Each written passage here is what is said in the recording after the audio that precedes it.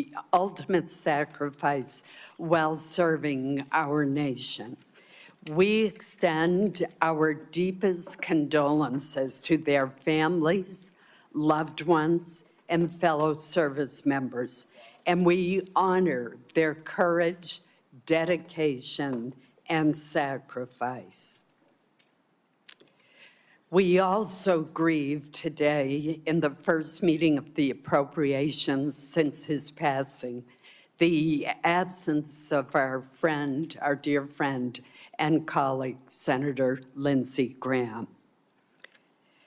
Turning now to the first panel, I want to express my appreciation for Senators Rounds, Budd, and Padilla for appearing before the committee today to talk about the urgent needs facing their states.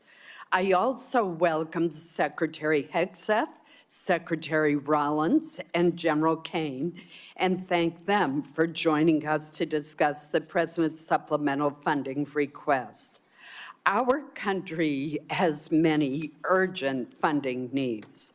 For many agricultural producers, 2025 was a year in which the cost of growing their crop at times exceeded what they could earn from selling it. Severe weather compounded these losses. This was certainly the case for many growers in the state of Maine. Our wild blueberry growers and apple producers had to contend with a challenge of a combination of challenging market conditions, an excessively rainy spring that prevented pollination, and drought conditions in the summer and fall. I expect that we will hear a great deal today about how declining commodity prices, rising input costs, labor shortages, trade disruptions, pests and disease, and increasingly volatile weather are squeezing our farmers' already thin margins. Nationwide, we have lost 200,000 farms in the last decade. In Maine alone, more than 500 closed between 2017 and 2022, according to the most recent Census of Agriculture. Our farmers are part of the fabric of America's rural communities, and they need help to survive. USDA has said that additional short-term assistance is needed to help producers weather these extraordinary conditions while long-term improvements take hold.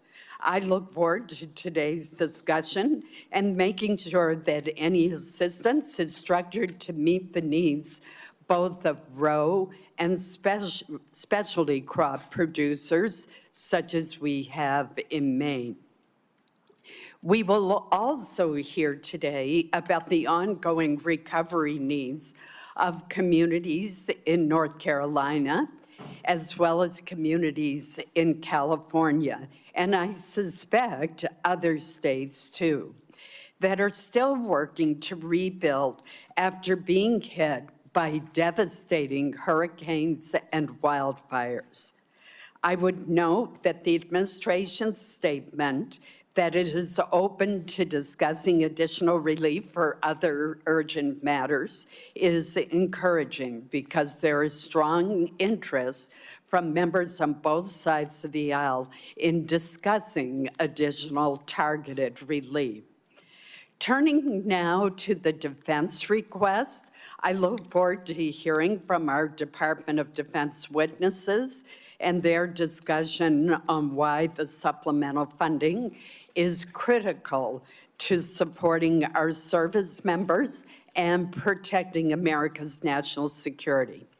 There are certainly divergent views on this committee about the decision to use military force against Iran.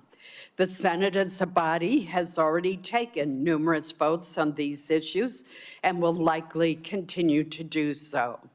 But irrespective of our differing views about the military operations, The fact remains that there are must-pay bills and urgent requirements facing the department that affect the ability of our troops to be well-trained and more broadly of the U.S. military to deter and defend against potential aggressors worldwide. I would note that some of the requirements, such as the shortfalls in munitions, have been well known to this committee for some time, and prior to the conflict with Iran, there has been bipartisan support to address these shortfalls. While these munition shortfalls have been years in the making, they are growing increasingly urgent. We should not undermine the readiness of our service members for any engagement or refuse to rebuild critical capabilities. Our men and women in uniform do not decide where they are sent or the missions to which they are assigned. Congress has a responsibility to ensure that they have the tools, the training, and the support that they need to accomplish their missions. On the topic of our service members, I would be remiss if I did not note that since January of last year, the department has removed a number of senior generals and admirals from their positions, blocked or altered promotion lists across multiple services, and intervened in several senior assignments. A recent New York Times story reported that about 40 senior officers were removed from promotion lists, and more than 24 generals and admirals were fired or sidelined, including Admiral Lisa Franchetti, the first woman to lead the Navy. The Times further reports that more than half of those fired or removed have been female or Black, and that for the first time in more than a decade, no active duty female naval officers are likely to be promoted to admiral. I find this deeply troubling. These are men and women who volunteered to serve our country and swore an oath to support and defend our Constitution.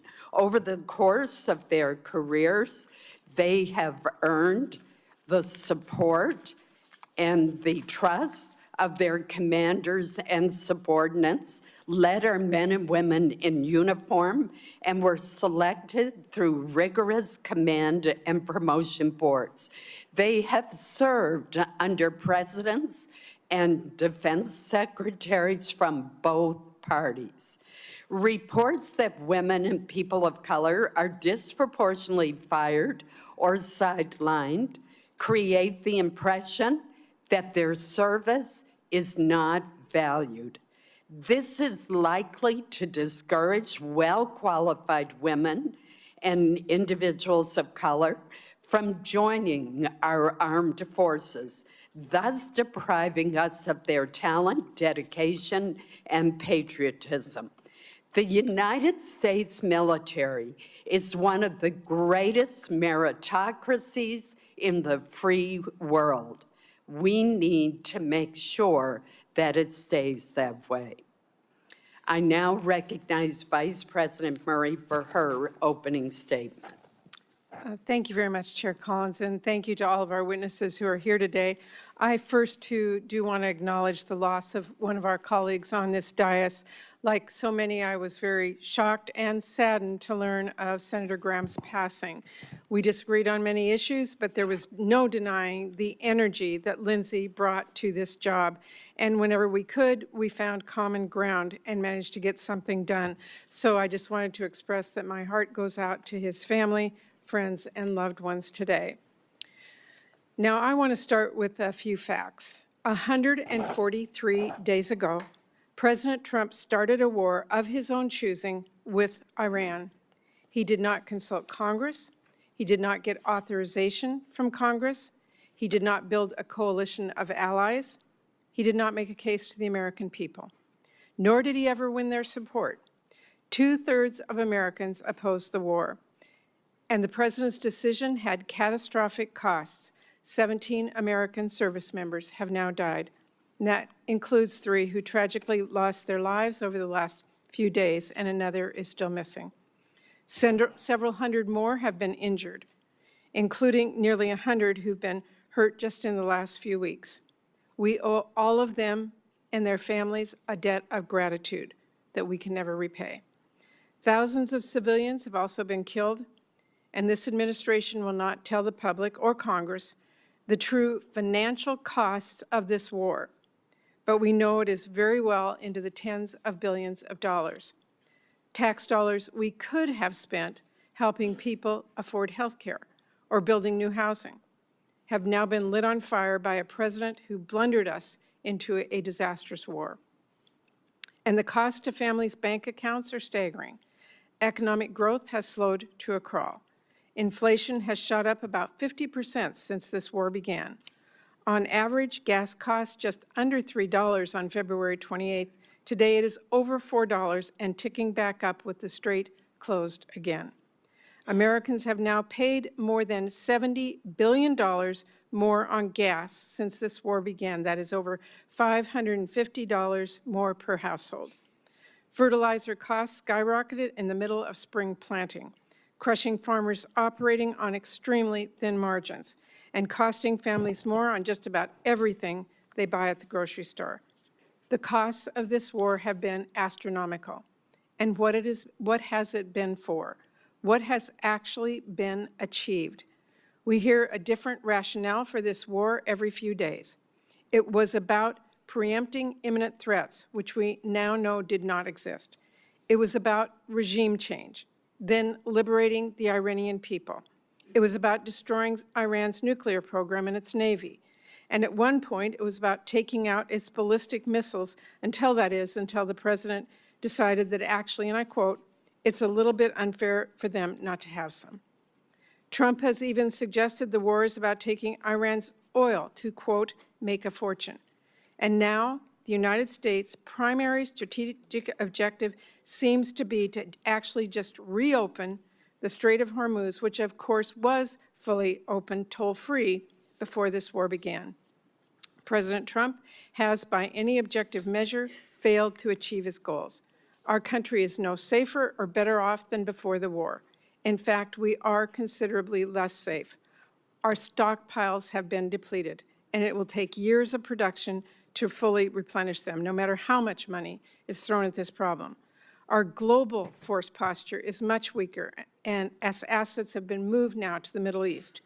And we are now much further away from a long-term solution to halt Iran's nuclear program than we were before Trump ripped up the deal that President Obama negotiated, which secured actual, measurable commitments and progress without ever starting a costly war. In fact, there are new reports that Iran may have moved nuclear assets into a mountain bunker, which raises concerns about whether Iran might restart its program. It used to be a pretty somber and serious thing, a president taking America to war and costing lives and taxpayer dollars. But this president has been downright flippant. The people I represent worry Trump thinks this is all a game and has sent men and women into harm's way without any sort of plan. And now that he's driven that car into the ditch, he wants taxpayers to bail him out.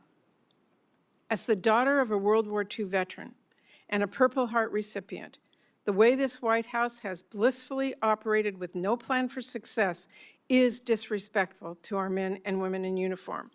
These are patriots. They are highly trained and have sacrificed tremendously to keep us safe. They shouldn't be forced to put a show on for the president's birthday parade, or do the job of Border Patrol agents, or risk their lives in a disastrous war that the president clearly failed to think through. And as a U.S. Senator, this administration's refusal to explain what it is doing or how this war is protecting Americans its refusal to seek authorization from Congress, and its expectation that Americans will now just pay for it all without any explanation or transparency is disrespectful, and it's insulting to the people back home that all of us represent. So here we are 5 months later. The strait is closed. The ceasefire hasn't just disintegrated. This war is now spiraling out of control again. The president is threatening escalation and war crimes and suggesting this could be another forever war.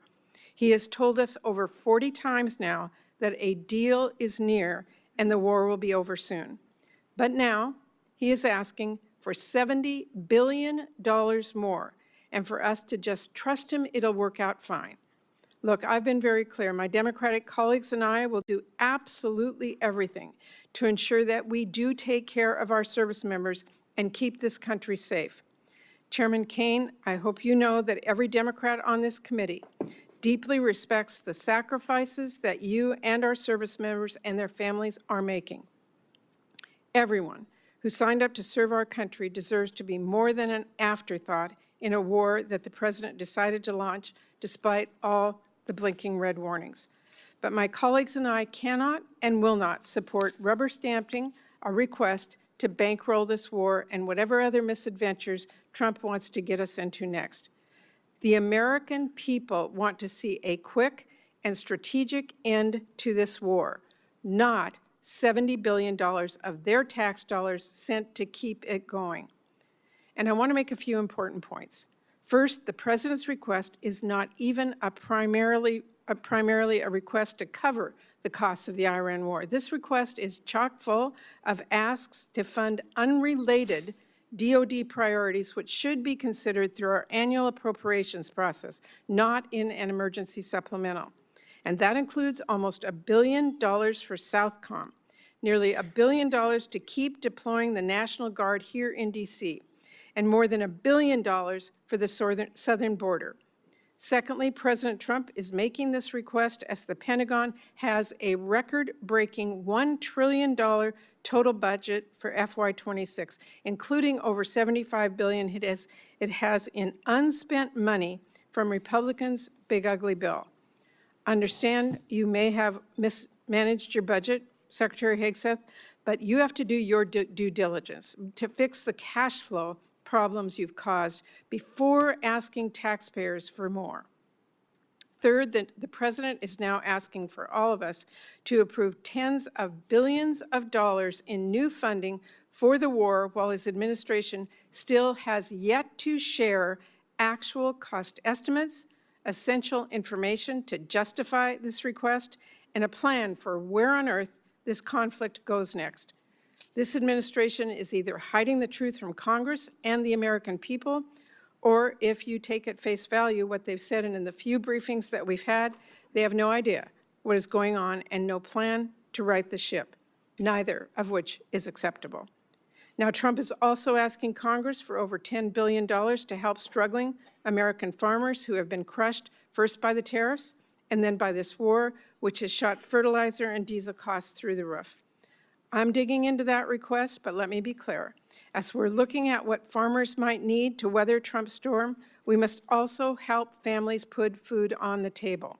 And to do that, we should delay and ultimately reverse Republicans' deep cuts to SNAP, which have already kicked at least 1 million kids off of food assistance. Finally, Trump has also requested, and I had to read this one twice to believe, $1.3 billion in new funding for the State Department for Global Health and Humanitarian Needs. At the very same time, his administration is withholding more than twice that amount in funding that has already been signed into law and is available for the same purpose. He's also asking for authorities to make U.S. taxpayer dollars subsidize the Venezuelan oil industry and to finance the establishment of private investment funds like the one he just handed over to one of his ballroom donors. Unfortunately, Secretary Rubio is not here with us today to explain those requests, to talk about how this war forced one of the largest evacuations of our diplomatic posts ever, or to explain whether, as a national security advisor, he still thinks this war is, quote, the right decision, and whether he still, quote, believes in it strongly. So this is really a request to make taxpayers pay for the president's reckless decisions, from the Iran war to his trade wars to his global health cuts, all while doing nothing to help our families back home who are suffering because of those decisions. And that is what we should be focused on, helping people. Because as Senator Padilla and others on both sides of the aisle will tell us shortly, there are urgent domestic needs that we should be addressing instead of sending more money for Trump to drop bombs overseas. Priorities like disaster relief for our communities that have been ravaged by the unthinkable, or taking action to lower families' costs. You know what's a crisis right now? The fact that there are families I hear from back home who are working full-time and still being forced to decide whether to skip meals so they finally can buy their kids a pair of shoes. You know what's a crisis? The fact that hospitals are shutting down and kids are going hungry because of Republicans' cuts. Instead of bankrolling the president's war or sending ICE $70 billion, my colleagues on the other side of the aisle could work with us to quadruple our investments to cure cancer or help families afford childcare or help them afford to cool their homes. Those are policy choices. And Republican leadership has chosen to focus on funding war and ICE endlessly without a single cent for our American families. So let me close with this. This president says we can't afford health care. We can't afford child care. We can't afford housing. But somehow we can always afford another war. No price tag on that. Families in Washington State are skipping doctor's visits so they can afford groceries. Trump wants Congress to cut him a blank check for a war that no one supports. The American people entrust us to spend their taxpayer dollars strategically and thoughtfully. This is a huge responsibility, so let me be clear. I'm ready to work with my colleagues in a bipartisan way, as always, to address the needs of our nation and the American people. But I hope we can have real conversations about why there seems to always be money for Trump's wars, but never money for the families back home who are desperate for a little relief. So I look forward to today's discussion. Thank you. I will now introduce our first panel of witnesses. Today, we're going to be hearing first from our colleagues, Senator Mike Rounds of South Dakota, Senator Ted Budd of North Carolina, and Senator Alex Padilla of California. I welcome all of you, and Senator Rounds will begin with you first. Chair Collins, Vice Chair Murray, and members of the committee, thank you for the opportunity to highlight why food security and national security go hand in hand. I'd also like to thank the Trump administration for recognizing that input pressures have made it more difficult for American farmers to support their own operations. In South Dakota, farming and ranching is more than a job. It's a way of life built on hard work, stewardship, and the hope of leaving the land better for the next generation. Feeding and fueling the world has never been easy. Producers continue showing up year after year despite drought, floods, disease, pests, volatile markets, and other challenges beyond their control. This supplemental funding request comes at a critical time. Farmers and ranchers are facing production costs that exceed market returns. Higher fertilizer, diesel fuel, seed, equipment, and crop protection costs, coupled with retaliatory trade practices and continued market uncertainty, have put enormous financial pressure on producers. Specifically, the projected loss per acre across the country in 2026 for corn is $131, for cotton, $342, for wheat, $114, and for soybeans, $80. While we work to strengthen America's ability to produce more of what we need here at home and reduce reliance on foreign supply chains, Congress should provide stability so producers can remain in business and continue producing the best food and fuel in the world. Today's threats extend well beyond weather and markets. Foreign adversaries, cyber threats, industry consolidation, arbitrary standards, and unfair trade practices impact farmers' ability to produce food, fiber, and fuel. Food security, energy security, and national security are connected. We also have an opportunity to strengthen both agriculture and energy security by permanently authorizing voluntary access to nationwide year-round sales of E15, giving consumers the option to choose a higher ethanol blend would increase domestic fuel production, expand markets for corn growers, reduce reliance on foreign energy sources, and provide families with lower cost options at the pump. Given the significant defense investments included in this supplemental, I also want to emphasize the importance of fully funding our national defense. We are living in one of the most complex and lethal threat environments since the Second World War, and the brave men and women who volunteer to defend this country deserve the leadership, training, and equipment, along with resources necessary to maintain America's military advantage. Protecting America's food supply, energy supply, and national defense are not separate priorities. They reinforce one another.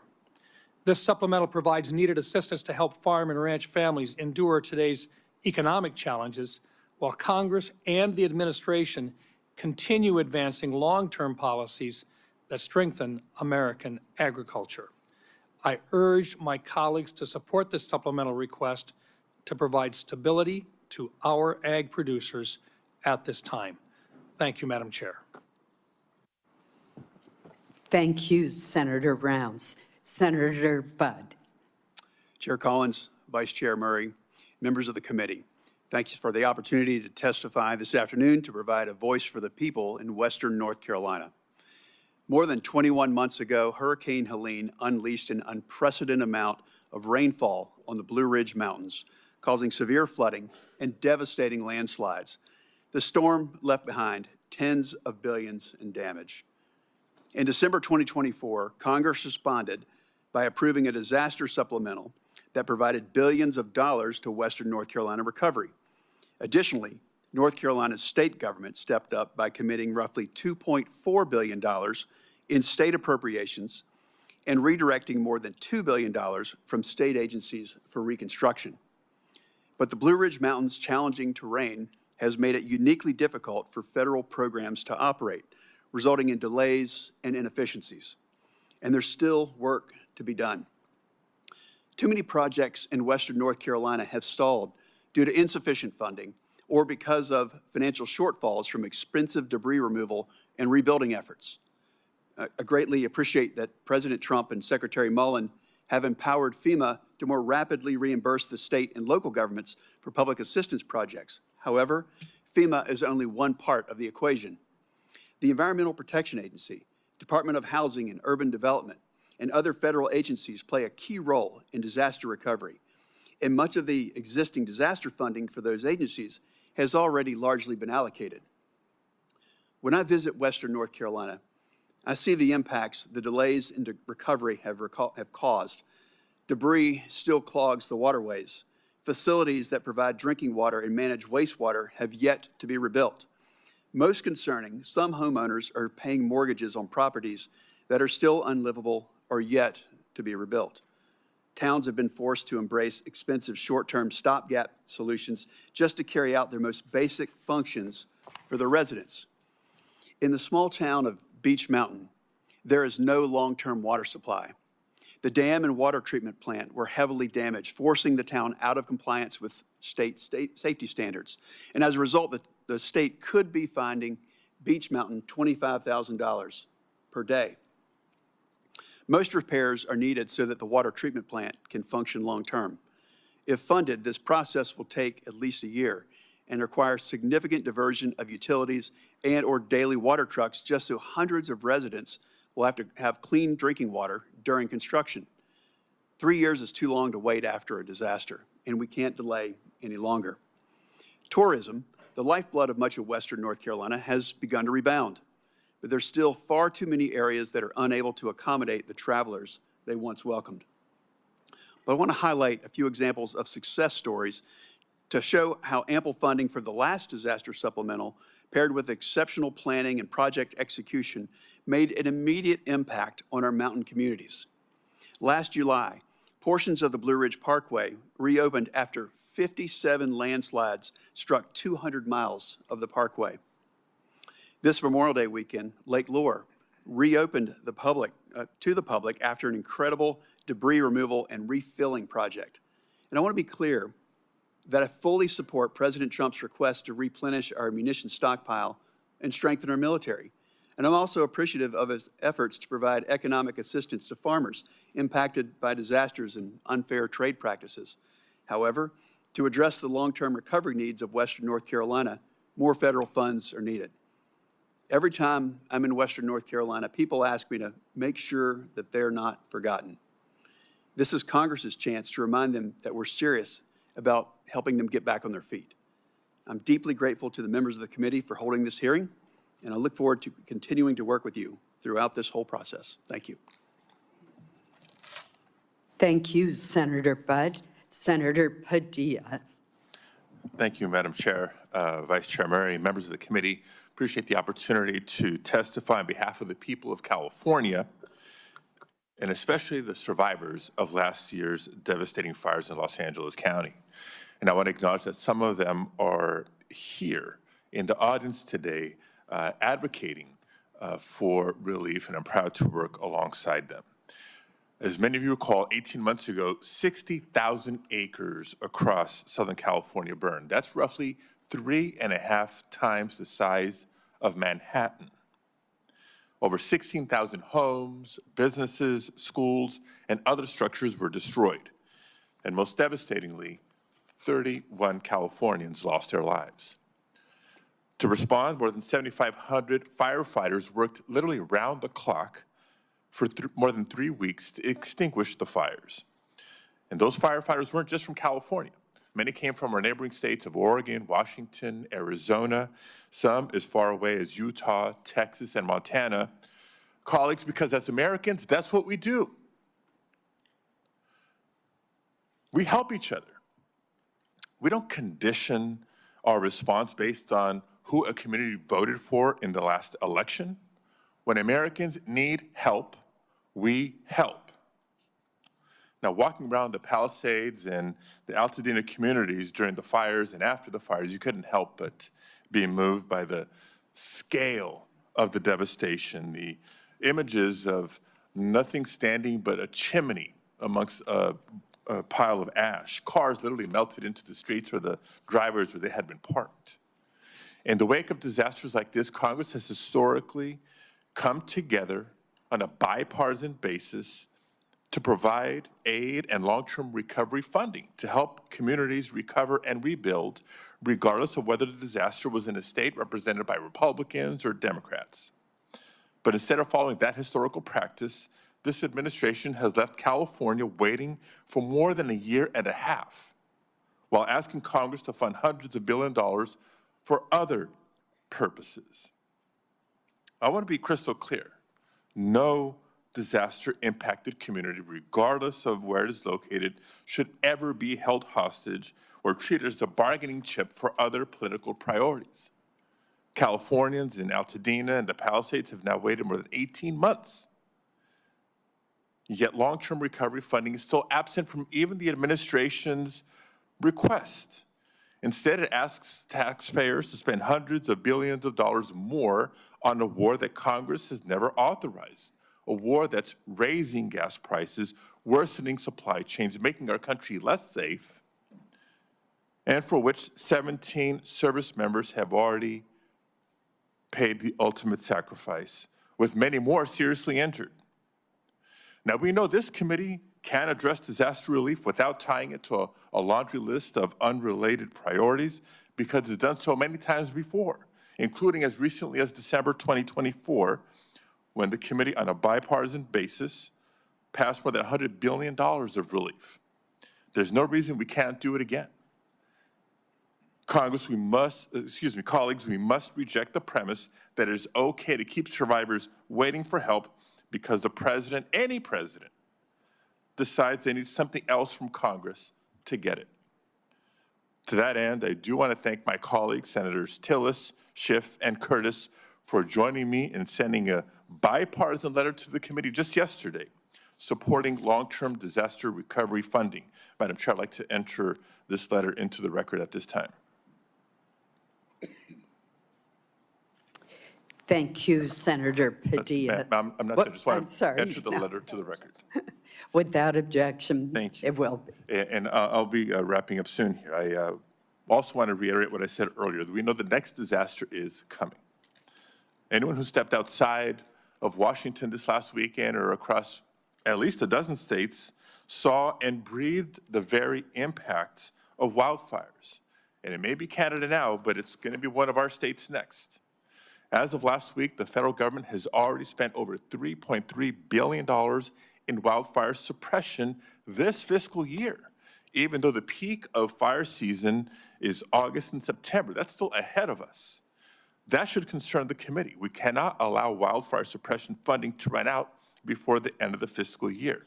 So in addition to the long-term disaster recovery funding, I urge the committee to examine the need for emergency suppression funds as well.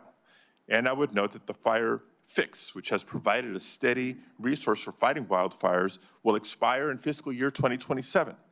Congress needs to extend and increase that funding to ensure firefighters have all the resources they need to respond to the ever-growing threat of wildfires.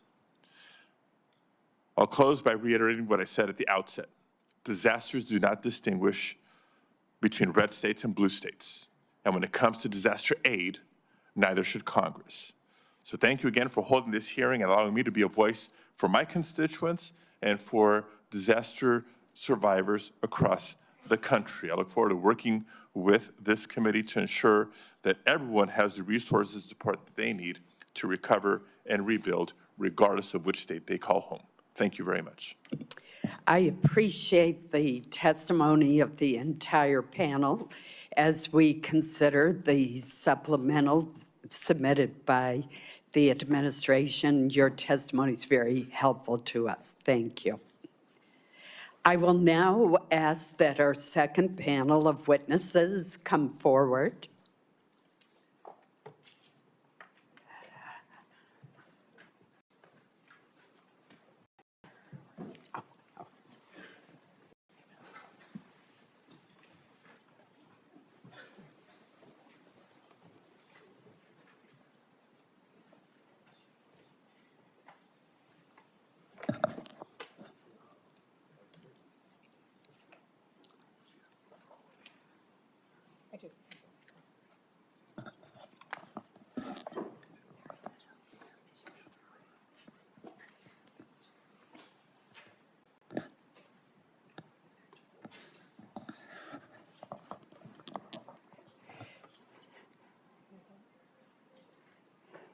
Well, leave it to our military witness to be on time.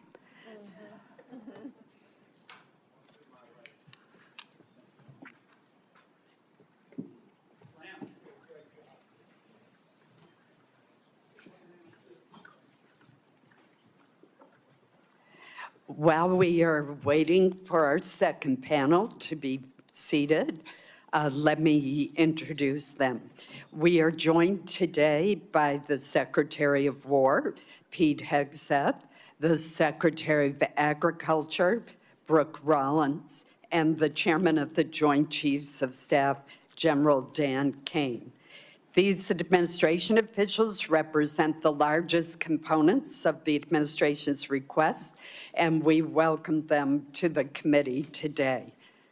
Secretary Hegseth, we will begin with your testimony. Please proceed.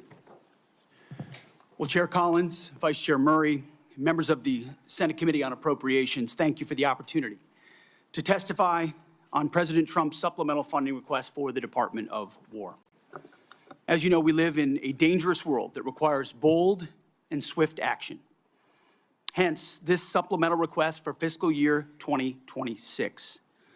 This request is an urgent, necessary injection of resources to address the immediate needs of our department. The supplemental funding request is not a substitute.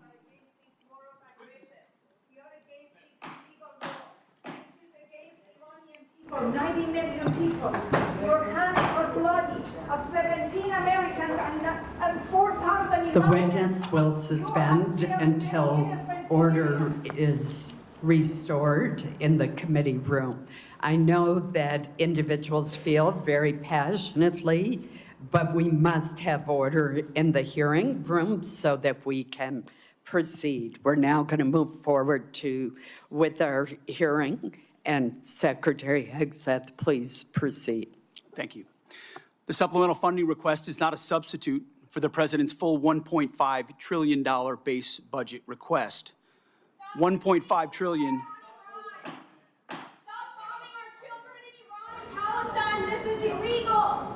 Mr. Secretary, please Americans don't want this. suspend until order is restored in the hearing room. We will begin the timing clock since you've been interrupted twice.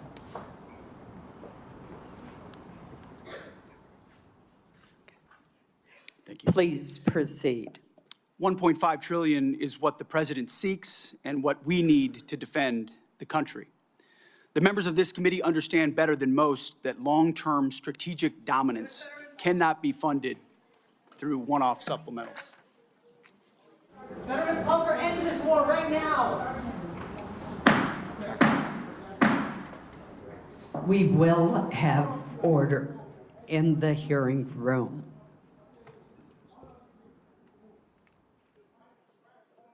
Mr. Secretary, please proceed. Collectively, the budget proposals submitted under President Trump follow a simple logic.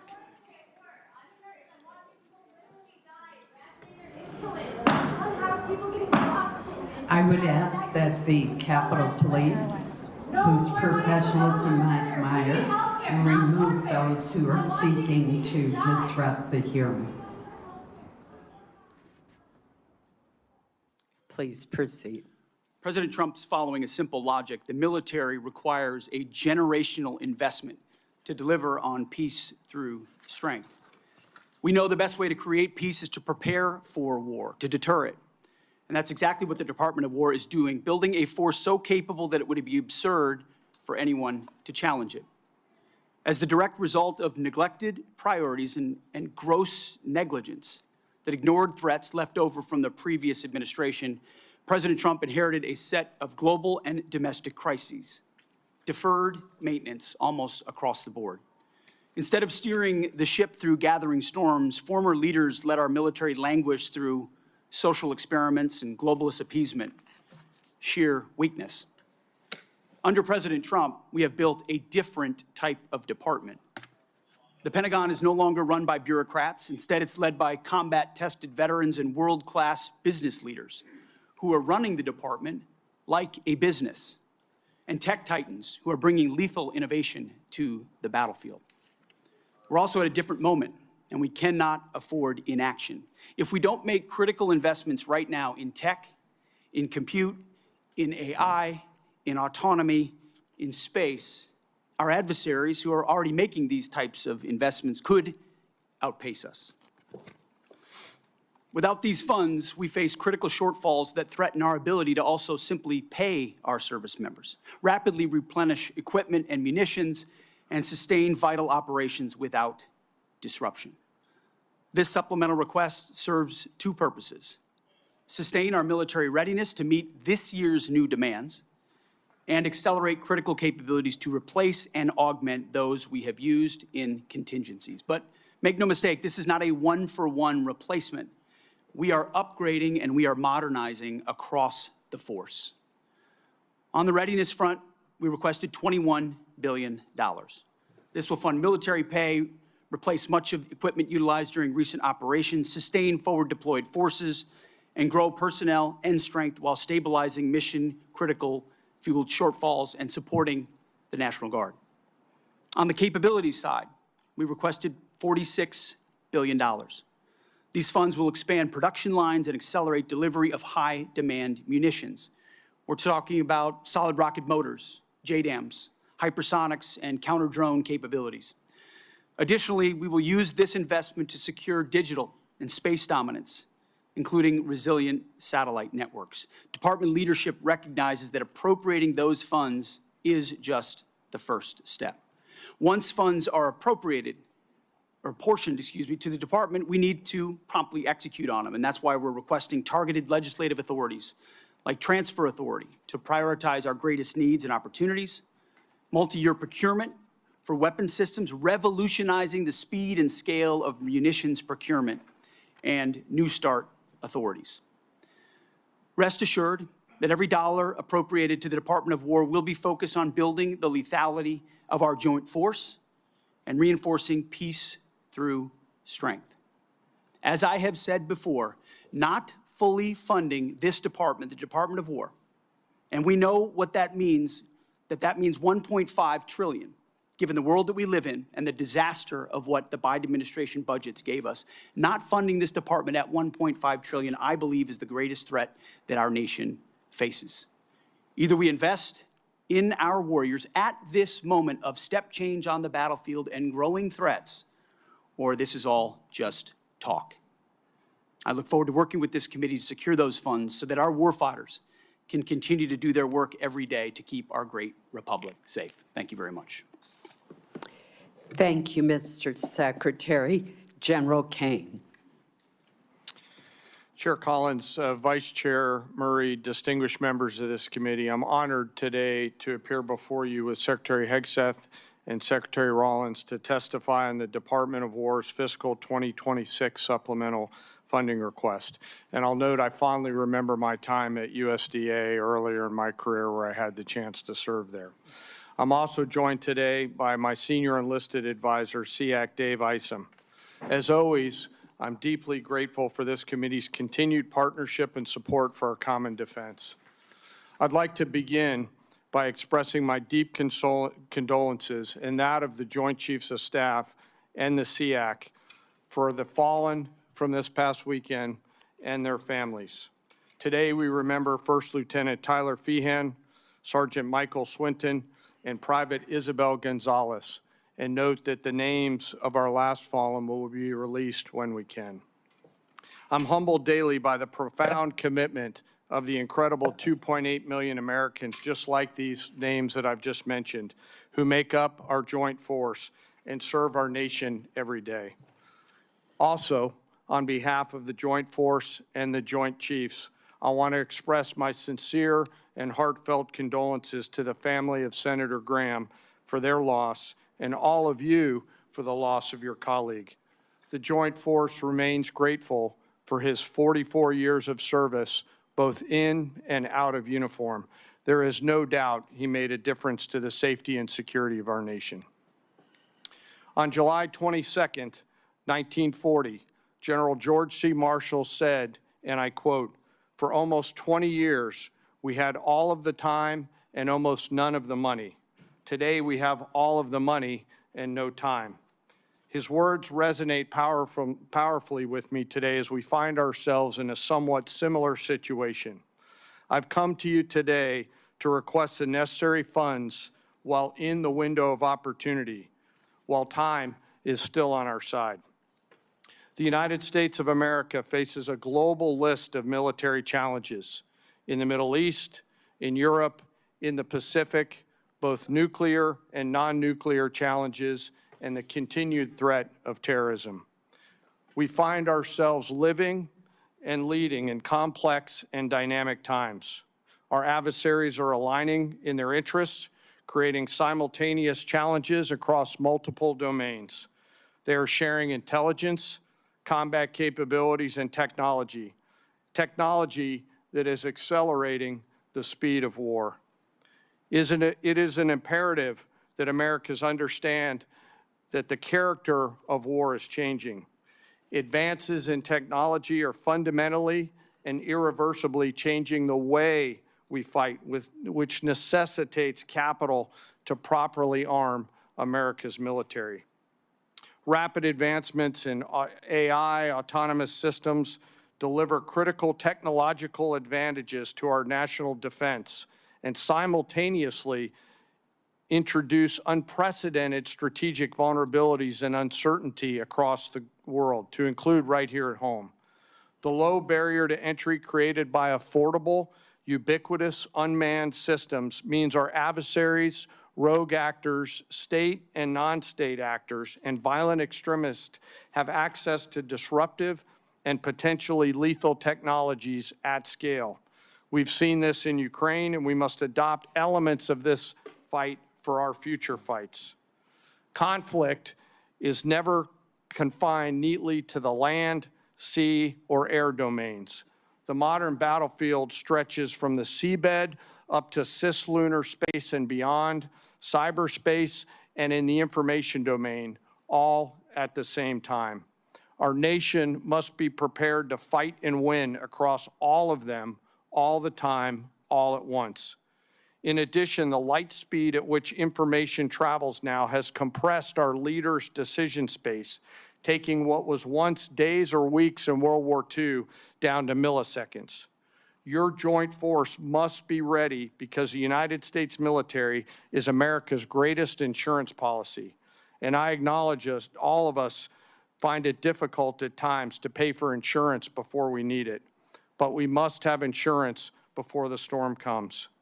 The Armed Forces of the United States of America serves as our nation's ultimate safeguard and our insurance policy to preserve, protect, and defend our national interests, security, and prosperity. To uphold this responsibility, we require predictable and consistent funding. This will allow us to partner effectively with our defense and national industrial bases, building on acquisition reforms that guarantee our warfighters receive capabilities at scale before they are required in conflict or combat. I'm struck by this season of American history we find ourselves in, and I continue to ask myself, if not now, then when? And if not us in this room and the rest of the Congress and the nation, then who?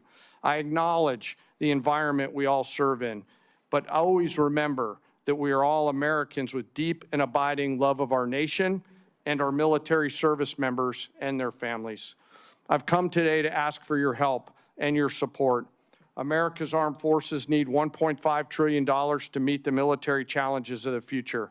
This supplemental is a part of that, and to be allowed to use this capital to pay for military personnel, operations and maintenance expenses, and accelerate investments on critical technologies, as the Secretary just mentioned. It is critical that we stay ahead of our adversaries, and we must have the funds before we're out of time. In closing, I ask all of us to remember our deployed service members around the world right now, especially our Army teammates who remain deployed after losing their friends and teammates this past weekend. And I again ask all of us here in the Senate and across the American people to never forget our fallen and their families who continue to show us what courage, tenacity, grit, and commitment to the nation looks like. Thank you very much, and I look forward to your questions. Thank you, General. Secretary Rollins. Thank you so much, Chairwoman Collins, Ranking Member Murray, and distinguished members of the committee. Thank you for the opportunity to appear before you today. Let me begin with the bottom line up front. The United States Department of Agriculture is joining today the United States Department of War in a fight for America and for American flourishing. After all, defending America's ability to feed and fuel and clothe herself is defending America, full stop. This can be easily forgotten. For centuries, we built farms and ranches and transportation that fed not only America, but the world too. For a long time, that prosperity made America strong and made America safe. But across the past 100 years, and especially across the last administration, we took that source of strength in war and peace, our farms and our ranches, and the communities that surrounded them, and we hollowed them out. We made them weak, and we put them on the precipice of decline and extinction. We sent our food production overseas. In fact, 2023 was for the first time a significant net importer of our food for America. And in so doing, we replaced American production with massive amounts of imports. We allowed and even encouraged the consolidation of agriculture, seed production, processing, fertilizer, and beyond into massive industries at scale. Today, nearly 85% of our meat packing capacity is controlled by just 4 companies, including 2 that are foreign-owned. Additionally, our largest pork company in America is owned by a China company, or China. 4 fertilizer companies now represent 78% of the production versus just a couple of decades ago, that was in the dozens. And 2 seed companies now produce more than 50% of the seed for America. These are national security implications. When President Trump returned to office, America's farm economy faced one of the most difficult economic environments in decades. Between 2020 and 2025, the cost of seed rose 19%, crop protection rose 30%, fertilizer rose over 50%, fuel and oils rose nearly 33%, electricity 36%, and repair and maintenance 27%. As these costs climbed, commodity prices plummeted. Farm income fell by more than $90 billion from 2023 to 2024, representing one of the largest single-year declines in history. At the same time, producers saw not one new trade deal across the world, resulting in an unprecedented $50 billion agricultural trade deficit. American farmers deserve better, and our national security now demands it. As long as we are beholden to foreign and even hostile countries for our food and our fuel, our freedom is in jeopardy. Since my first day at USDA, we have been committed to addressing this crisis head-on. In addition to implementing the historic Working Families tax cuts, thanks to so many in this room who worked so hard, moving $40 billion in disaster and economic assistance to producers across the country, securing 19 new trade deals, and decreasing that $50 billion agricultural trade deficit in 1 year by 42%. This year, our corn exports are expected to be at a record-breaking 35%, ethanol up 11%, dairy up 15%, and tree nuts up 11%. We are making progress, but we have a ways to go. Administrator Zeldin has secured the strongest renewable fuel standard volumes in history, and the President continues to support year-round E15 for our domestic markets. We have led robust responses to animal health threats, including HPAI and the New World screwworm, and have reduced unnecessary regulatory burdens and partnered with producers to strengthen the domestic demand for American agriculture. These are lasting reforms and will change the trajectory of American agriculture for the future. The trade agreements will take time to fully execute and generate even more exports. The biofuel investments take time to increase the demand for American crops, although we're already seeing a 10% increase since just an announcement a month ago. And of course, onshoring facilities like fertilizer will continue to take some time to build out. But we are confident that the direction of American agriculture is changing for the better, but many producers continue to face economic pressure as we build that economic infrastructure out. Specialty crop growers across the Northeast, the Mid-Atlantic, the Pacific Northwest, and Florida suffered devastating freeze losses this past winter. Producers across the plains continue recovering from catastrophic wildfire and events occurring while many operations are still working to catch up financially. That is why our proposal includes $10 billion in temporary economic assistance for 2026 row crop and specialty crop producers, and also includes $1.1 billion to help producers recover from catastrophic freeze losses suffered this past winter. Congress has taken similar action over many decades, and we're so grateful for that, but including most recently 2023 and 2024 with economic aid and disaster relief aid with the hurricane seasons. I want to be 100% clear as I close. For the sake of American national security, American existence, and the American future, we must, in the long run, end this system that has grown up like a weed and strangled the American farmland and food production. Farmers want to farm for their products, not for a government check. They want to be free from dependency and free to innovate. We know what happens when they are able to do that. They build and feed the greatest republic in the history of man. But when they aren't, well, we know the danger that we are in today.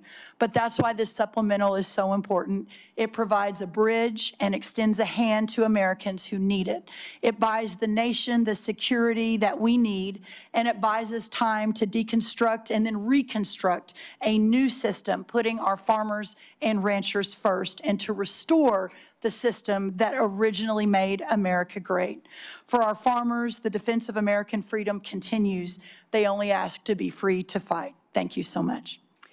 Thank you for your testimony. We will now begin with questions for our witnesses. As you can see, we have a very full attendance of committee members today, so I would ask that all of our colleagues to please keep track of the clock and stay within the allotted 5-minute question time. With that, let me begin. Secretary Hegseth, General Caine. Members on both sides of the aisle have questions about the authorization strategy, objectives, and conduct of operations in the Middle East.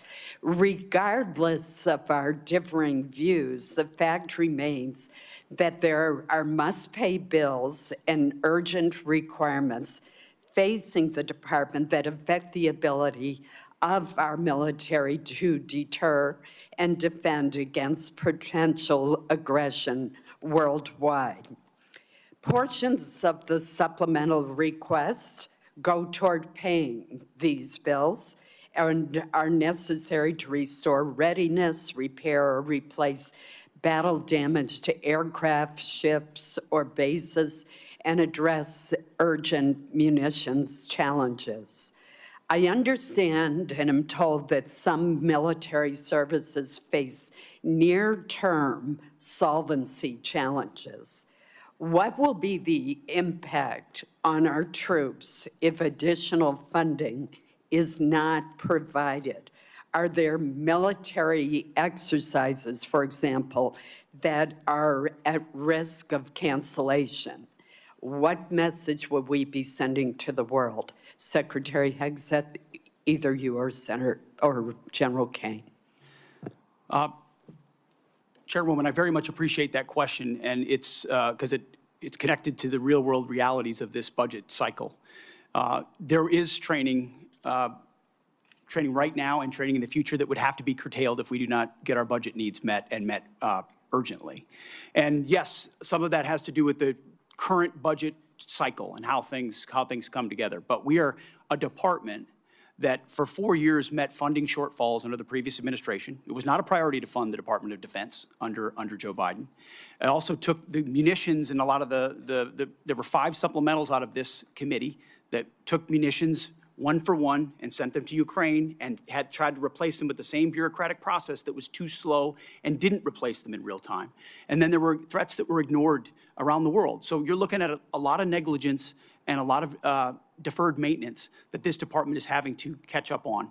And so that's why I call this a generational investment. It truly is. This is $1.5 trillion budget with this supplemental being part of it is how we catch up and get ahead.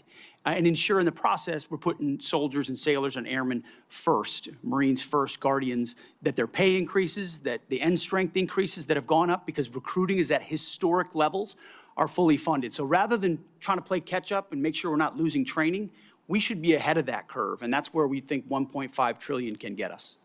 Thank you. Senator Caine, I keep calling you Senator, General Caine, I'm going to ask you to respond for the record because in my remaining time, I do want to ask Secretary Rollins a question. Secretary Rollins, as we heard from the previous panel, our country has many outstanding recovery needs from disasters and other weather-related events over the past 2 years. As this chart shows, and this is a chart from your department, many have unmet weather-related agricultural losses. In Maine, many of our producers are struggling amid a combination of market volatility and disaster conditions last year, which included excessive rainfall in the spring, followed by a severe drought. They need relief. Yet the administration's supplemental request does not include funding to address these recovery needs. It does have $1.1 billion to help Florida agricultural producers rebound from a severe freeze this past winter, but nothing for prior disasters in other states. Can you explain USDA's thinking behind focusing your request just on the 2026 freeze rather than on the 2025 disaster declarations that you made?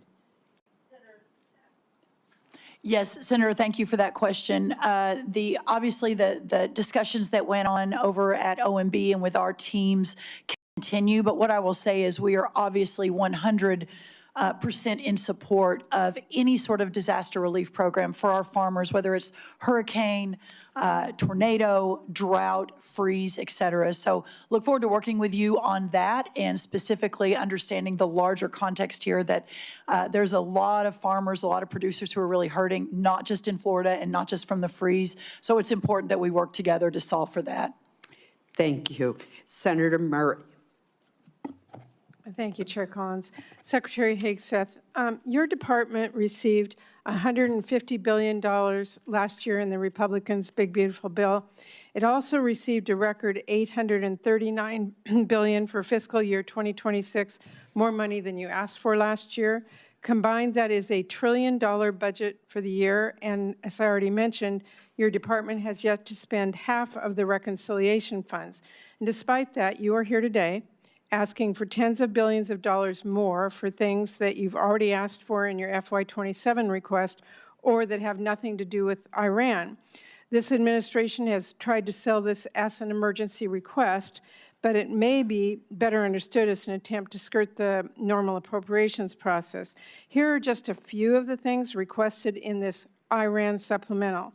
$800 million for the National Guard to patrol D.C. even longer. Over $1 billion for the Army to patrol the southern border, which is DHS's job. $900 million to support the administration's illegal boat strikes in the Caribbean. Over $18 billion for munitions, which you've already requested in your FY27 budget request. And $1.7 billion to pay for your decision to recruit more people than the services need, which was not contemplated by the FY26 funding bill Congress recently passed. Now, you've already submitted a reprogramming request on this that our subcommittee is considering now, which really underscores the point I made in my opening remarks that the problem is not a lack of money, but poor planning. So I'll be blunt. The truth is your request does not make a lot of sense. So let me ask you a simple question. Why exactly are billions of dollars more for the National Guard and this administration's illegal strikes in the Caribbean urgently needed for the Iran war? Well, Senator, I wouldn't, of course, agree with your characterization, but why this kind of spending is needed is because of the gross negligence and neglect of the Biden administration inside our department. Ran it like a bureaucracy, abandoned our strength posture around the world, so we're having to reestablish deterrence. You mentioned the end strength numbers, and I will acknowledge that we are ahead of schedule on end strength in recruiting. 8,000 in the Navy, 6,000 in the Army, 4,000 in the Air Force. Because under President Trump, there's been record and historic over 30-year recruiting records inside our department since he won the election because the American people didn't want to sign up for what Joe Biden was providing our military. Let me and be they blunt. want to sign up for what President Trump is doing in his leadership. And so those are good problems to have that we need to fund and a reflection of momentum. And this budget will allow us to continue the kind of momentum that gets us ahead. My point is that a lot of this request does not feel like an emergency. And let me move on. Secretary Hegseth, like most Americans, I've had a lot of trouble following this administration's contradictory statements about the war. On April 8th, you said, and I quote, "Their missile program is functionally destroyed, launchers, production facilities, and existing stockpiles depleted and decimated and almost completely ineffective." Mr. Secretary, Iran has been firing at U.S. military bases in the region and its ships for the last week. How is it possible, if their capabilities were, quote, functionally destroyed 3 months earlier, as she claimed, for them to be doing this now? Well, Well, Senator, Iran is at the weakest point militarily it has ever been in the past decade. Certainly, maybe in 47 years, as they've gathered effectively a terror army. And that terror army was built to try to create conventional capabilities to defend against a pursuit of nuclear weapons, which meant thousands of ballistic missiles, many of which we have destroyed, others of which they have put inside facilities and hidden in underground facilities. And that's what terror regimes would do. So I acknowledge they still have capabilities, no doubt. But the amount of damage that we've done to them over the course of these series of operations has put them in the worst place they've ever been. Okay, well, let me move on. On May 5th, you claimed that Iran doesn't control the strait, and you said that there was a, quote, powerful red, white, and blue dome over the strait. If that was true, how did Iran shrink ship traffic in the strait to a trickle again last week?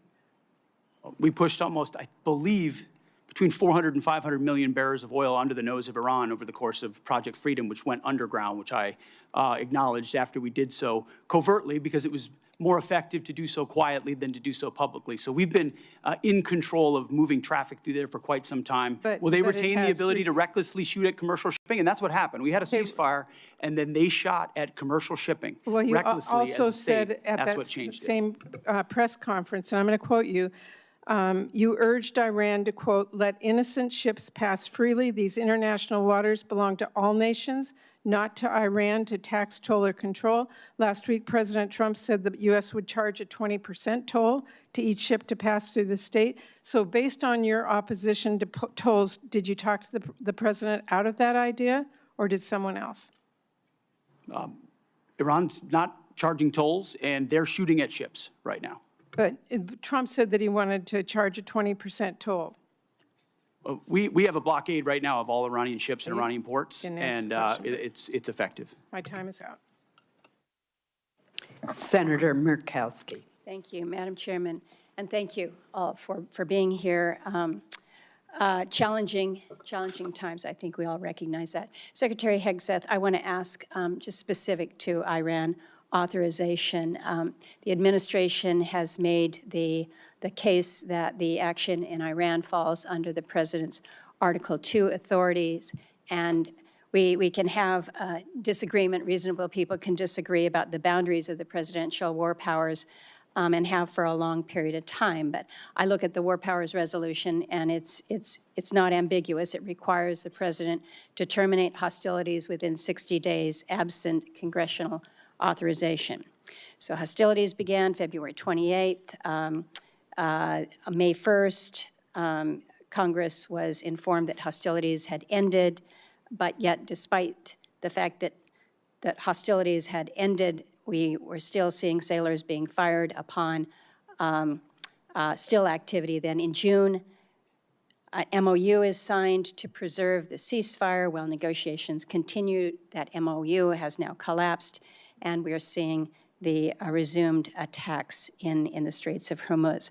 On July 10, the administration sends Congress a new war powers notification, effectively restarting, the 60-day clock again. So I'm concerned about this sequence because you have a situation where the claim essentially allows the president to extinguish the war powers clock just at the moment that it becomes legally inconvenient through declaration of temporary ceasefire. Then it's reset, avoiding the congressional authorization that the Constitution requires and the war powers intends. So we had an opportunity in previous appropriations hearing for me to ask if you felt the administration had all the authority that it needed. You indicated at that time that no, additional authority was not needed. Are you still, is the administration still taking that position about needing no authorization from Congress at this time? Senator, I know there's a long-standing legal debate on this particular topic, but we certainly as a department share the position of the White House that we have all the authorities necessary at this moment. So let me just kind of do a follow-on. In the Clinton administration, this is 1999, there was an operation that was launched, Operation Allied Force, NATO airstrikes against Yugoslavia. There was not a prior congressional authorization that was sought. President Clinton notified Congress under the War Powers Resolution. and then subsequent to that, sent Congress an emergency supplemental funding request. It was about $6 billion to cover the cost of Kosovo operations. Congress then passed a supplemental package that covered the president's request plus additional military funding. But Congress never passed a standalone authorization for use of military force in Kosovo. When the war powers clock was set to run out then in May of 1999, the Clinton Justice Department's Office of Legal Counsel issued an opinion holding that the supplemental appropriation itself, passed without any authorizing language, satisfied the war powers resolution requirement.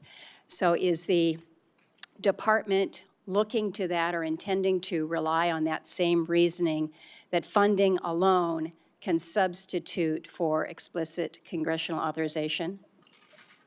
Senator, I would have to defer to our legal department, and we'll get back to you with our views on that. But as of right now, we think standalone Article 2 authorities exist for us to conduct this operation on behalf of the defense of the American people, that the president has those authorities, and seeking this funding is important in pursuit of that and our $1.5 trillion budget. But I wouldn't connect the two without consulting with our legal folks first. In my remaining time, let me turn to you, Secretary Rollins. I appreciate that you have acknowledged that fishermen are farmers of the sea. I don't know whether you are aware whether any fishermen will be eligible for any of the supplemental funding. They too have faced many of the same challenges that our farmers have with high fuel costs, the impact from tariffs, disasters that we have seen. In the 15 seconds remaining, any help for our fishermen? Well, I remember having the conversation with you when we were going through the process, and my commitment to you and to Senator Collins and some of our others on across the aisle was that it's time for USDA to recognize our fishermen as part of our farmers of the sea. That's never happened before. We now have an office at USDA focused on fishermen. And so I think as you all move forward with the supplemental, the conversation, and obviously up to you all what that looks like, but very supportive of treating our fishermen similarly to the rest of our farmers. Thank you. Thank you, Madam Chair. Thank you. Senator Durbin. Thanks, Madam Chair. Mr. Secretary, I'd like to ask you to help me reconcile some numbers. It's my understanding that this whole supplemental funding request is $87.6 billion, and most of the funding, $67 billion, is for the Department of Defense. Yet we are told the Department of Defense still has $75 billion in unobligated funding from last year's reconciliation package. Is that true? Roughly correct numbers, yes. So you've left some change on the dresser before you prepared to come for this hearing. What's going to happen to that $75 billion? Well, that 75 is, there's plans and designs on that, part of the rebuild of our military, which had to be undertaken. And so the One Big Beautiful Bill gave us specific avenues. I'd have to get you the exact numbers of what that is left to be allocated. Does it have to do with the war in Iran? No, this is rebuilding our military from what was not funded in the past under the Biden administration. So this is from 2026, One Big Beautiful Bill, which helped move the president's priorities like Golden Dome for America, move away from all the woke priorities of what the Biden administration was pursuing, give us a chance to start cutting these deals on munitions, all the things that the president wanted us to focus on: shipbuilding, hypersonics. I mean, the Biden administration ignored hypersonics. They just decided to pretend like that technology didn't exist and we shouldn't invest in it. There are things, I don't know what Lloyd Austin did for 4 years. I really don't. Well, I'm sure the amount of neglect, the amount of stale thinking and bureaucracy, it was staggering when we took over. So One Big Beautiful Bill gave us a chance to get caught back up. Let me interrupt your speech for a minute, Mr. Secretary. It's my turn to ask questions. I've been listening patiently while you made your presentation. You estimated at one point that the cost of the war in Iran was $29 billion, but then added a caveat that there was a replacement of munitions, for example. Do you have a new estimate about what the war has cost us so far in the 5th month of the first year of this war in Iran? Senator, the estimate we have as of today is $37.5 billion. And is the current activity, which we've been told about, the exchange of fire back and forth in Iran, an indication that that number is going to go up in the months ahead? Some of that number captures additional O&M, mill pay, and other that would be anticipated through the fiscal year. So some of that anticipates what costs would be going out in the future as well. So the new number you've given me is what? 37.5 billion. And Senator. that represents the cost of the war through what period of time? Through now for certain aspects of it, but also mill pay, O&M, other anticipated costs through September 30th, Senator. General Caine, let me ask you a question. I joined a group of senators, some are here, Senator Rounds, Senator Coons, Senator Shaheen, and met with President Zelensky in Turkey during the NATO summit. He was very explicit in terms of what he needed to win. He feels the momentum in Ukraine is moving to his side, and that he is putting a foot forward instead of back. Is that your feeling? Sir, I think the pressure that Ukraine is putting on Russia is substantive at this point.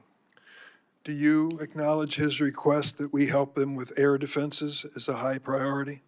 Sir, I know he's made the request. Whether or not that moves forward is always a debate at our civilian leadership, but I'm aware of that request. Are you aware of the fact that we appropriated and the president signed into law $400 billion of supplemental funding for Ukraine, including money for air defenses?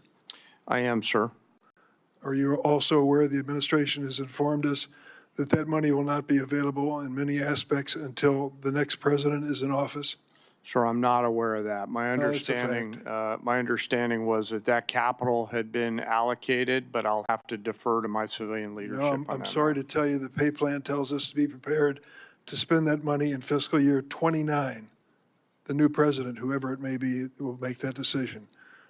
If you're talking about air defenses and the momentum on the side of Zelensky, what impact will it have if we cannot fund this for 3 years? Sir, I want to highlight that the incredible work that the Ukraine industrial base is doing as they scale their own capabilities. It ranges from their surface-to-air capabilities to their air-to-air capabilities. I'll note that recently we had the first air-to-air kill where a Ukrainian F-16 shot down a Russian fighter. So I think their ability to scale their layered defense has come along a long way over the past couple years with the help and assistance of many. General, thank you for your service to the country, and I'm sorry for our losses. I believe 17 servicemen have given their lives in Iran so far, and hundreds have been injured. We should acknowledge that fact. And let me also say, we're at a moment in history where we can win the war in Ukraine. That victory would be critically important for those people who have fought for more than 4 years against the odds and proven they can put Putin back on his heels. But instead of finding the money that they need now for air defenses, we're putting more money into this exchange with Iran, a war of choice which we never should have entered. Thank you, General. Senator Moran. Chairwoman Collins, thank you very much. Let me first begin with just a statement to you, Secretary Rollins. Thank you for your leadership. Thank you for your attention to disaster assistance. Hugely significant and important in many states represented here, but across the country. And it is as challenging circumstances as I've seen farmers in my time and representing them in the United States Congress. And I appreciate my colleague, Senator Rounds, for making that case today. I appreciate the efforts by Senator Bozeman, the chairman of the Ag Committee, and Senator Rounds and his Vice Chairman Shaheen for their efforts here on this committee for that effort. Secretary Hegseth, let me ask you about your recent visit to the 101st Airborne Division. You saw the MV-75 Cheyenne. You saw it firsthand and heard from soldiers, as I understand it, about the next generation capabilities, how they will transform the way we fight. The Cheyenne has broken through, and it appears to me, in the acquisition bureaucracy to deliver a capability for our warfighting much faster than it otherwise would have happened. As you look across acquisition, I mean, we're here talking about appropriations, but the ultimate success we'll have in defending our country is putting that money to work as quickly as possible. So as you look at acquisition, what would you tell me we learned from the Cheyenne? Is it a model how the department can, it intends to field the next generation of capacity going forward? what does the program need from this committee to meet both the schedule and the necessity of its capabilities? Senator, I appreciate the question. I think it's one of the untold stories of our department is how we've tried to revolutionize the speed and scale of new acquisitions and procurement. Some of it through munitions and ensuring that companies pay for building their own factories and their own assembly lines so that we're saving billions and billions as taxpayers while companies invest. And when you invest in something with your own money, you want to see it succeed ahead of schedule and on time. Also opening the aperture so it's not just the prime contractors that are competing, but new entrants who make high-cost and low-cost capabilities. I think in particular on the Cheyenne and the Black Hawk and the replacement, the gap that some have identified could exist based on the hesitation on speed and replacement exists because of an austerity mindset, again, that goes back to the Biden administration of divest to invest. And so you end up divesting in certain systems like the Black Hawk before the next one is online, creating gaps for actual operators. And what we're funding in this supplemental and across this budget is the ability to do both. Make sure the systems we rely on the battlefield right now are delivered, and that newer entrants that we're going to need for long-range fight to deliver to be more survivable in contested environments, which you're talking about. When I had a chance to see it, the soldiers were proud to be in it because they felt like it would give them greater advantage in the future.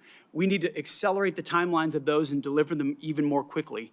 And when you allow new entrants with all the right incentives, those things happen, and it's happening in that program. Will that take place, I think you may have just said this, but will take place in this circumstance of the Cheyenne? I believe in this administration, because of the policies of this administration, it is likely to do so. Just like the B-21, just like the F-47, just like so many other of our exquisite munitions that otherwise would have taken years and years to even get into development, we're moving those things left by, in some cases, years, so that we get them in the hands of warfighters who would need them right now and not held up in bureaucracy in this town. Thank you, sir. Let me turn to you, General Caine.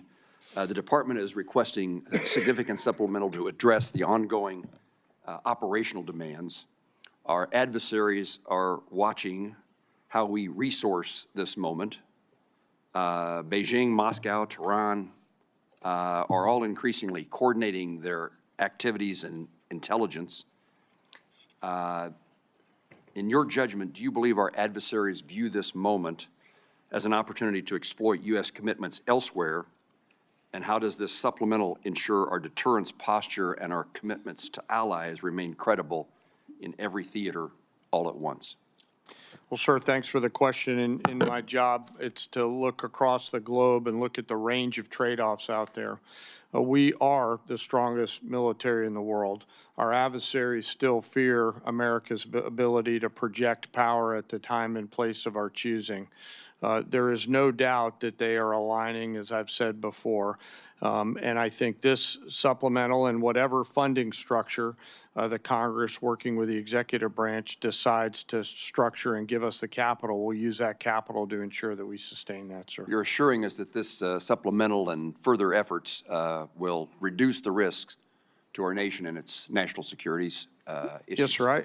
I view this, and I've spoken to some of you on the phone leading up to this. I view this as future investments to buy down risk, similar to what I said Marshall thought through in those heady days in 1940, where the need to invest capital early to deliver scale is an opportunity that I hope we don't miss, Senator. General, thank you. Thank you, Chairwoman. Senator Reed. Thank you, Madam Chairman. Secretary Rollins, I just want to reiterate a point that Senator Padilla made.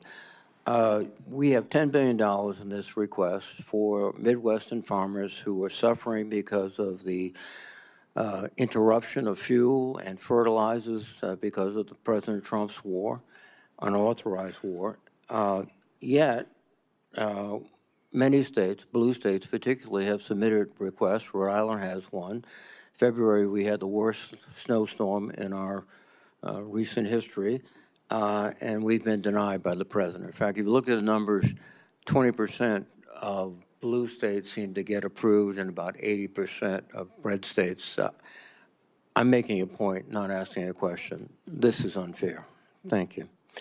Secretary Hegseth, On February 28th, when you initiated this war without authorization from Congress, the Straits of Hormuz was open and providing vital fuel supplies for the whole world. Now they're closed effectively, impacting globally the price of oil and the economies of the whole world. But the Department of Defense has been planning for potential operations against Iran for many, many years, and one of their obvious assumptions was that the Strait of Hormuz could be closed. Were you unaware of that?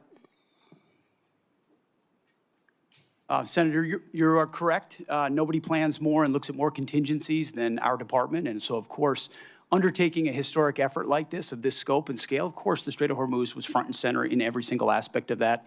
Hence why one of our key objectives to begin with was to sink the entirety of Iran's Navy, which its conventional Navy was sunk. Now, you can't get rid of every single fast boat and every single machine gun and a fast boat or every single coastal cruise missile. So we acknowledge that if the state decided to become a terror state shooting at commercial shipping, that would be an ongoing and contested part of the battle, to include their willingness to mine international water. So one side weaponized the strait, and we've been fighting back the entire time. So you were completely aware that the Strait of Hormuz could be closed, and obviously sinking their ships has not affected their ability to effectively close the straits. We had U.S. boats that surrendered to Iranian ships under the Biden administration.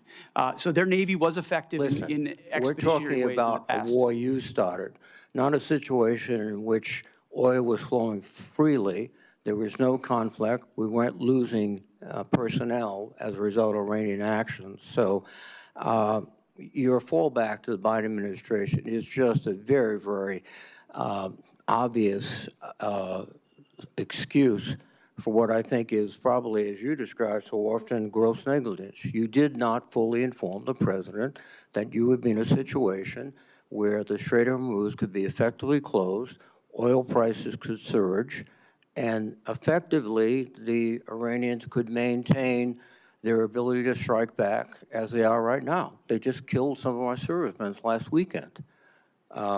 This battlefield and all the dynamics of it, of which the chairman and I are responsible for ensuring the president understands every branch and sequel of what could happen, and we did. So the fact that those contingencies all were part of the possibility, and we understood that, is all the more reason why President Trump deserves the kind of praise he should get for undertaking this effort, having the courage to ensure that crazy Islamists can't have a nuclear weapon to hold us at issue. And he's been willing to stay committed to that regardless of the challenges. Excuse me. So he should be praised. He should be praised for starting a war without authority, creating a situation in which the world economy is suffering tremendously. We have to have extra money for our farmers.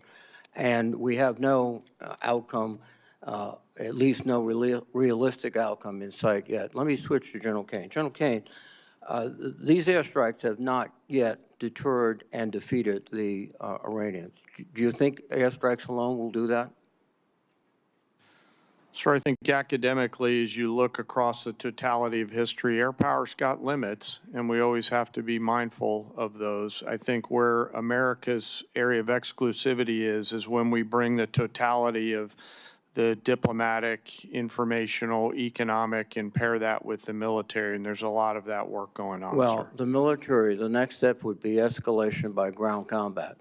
Do you anticipate that escalation? Sir, I think it'd be unhelpful for me to opine on hypotheticals. What I can tell you is we always develop an unbelievable amount of options and the associated risks, and then my main job is to always ensure that leaders understand those options and the risks. Now, if you employ ground troops to seize objectives, which I would assume would be the first stage, are you prepared for an extended guerrilla war, which would likely happen in that area? Sir, with all due respect, I think it'd be unhelpful for me to opine on hypothetical situations on whatever decisions the president may or may not take in the future. Have you advised the president that a ground combat would be very expensive in the lives of our soldiers, sailors, Marines, airmen, and also could probably lead to an extended unconventional war in that area? I don't see the Iranians sort of throwing their hands up saying, welcome to Iran. Senator, I always advise the president on a range of military options and all of the risks that are contained within that, but I have to keep my military advice to the president private, sir. But, well, thank you.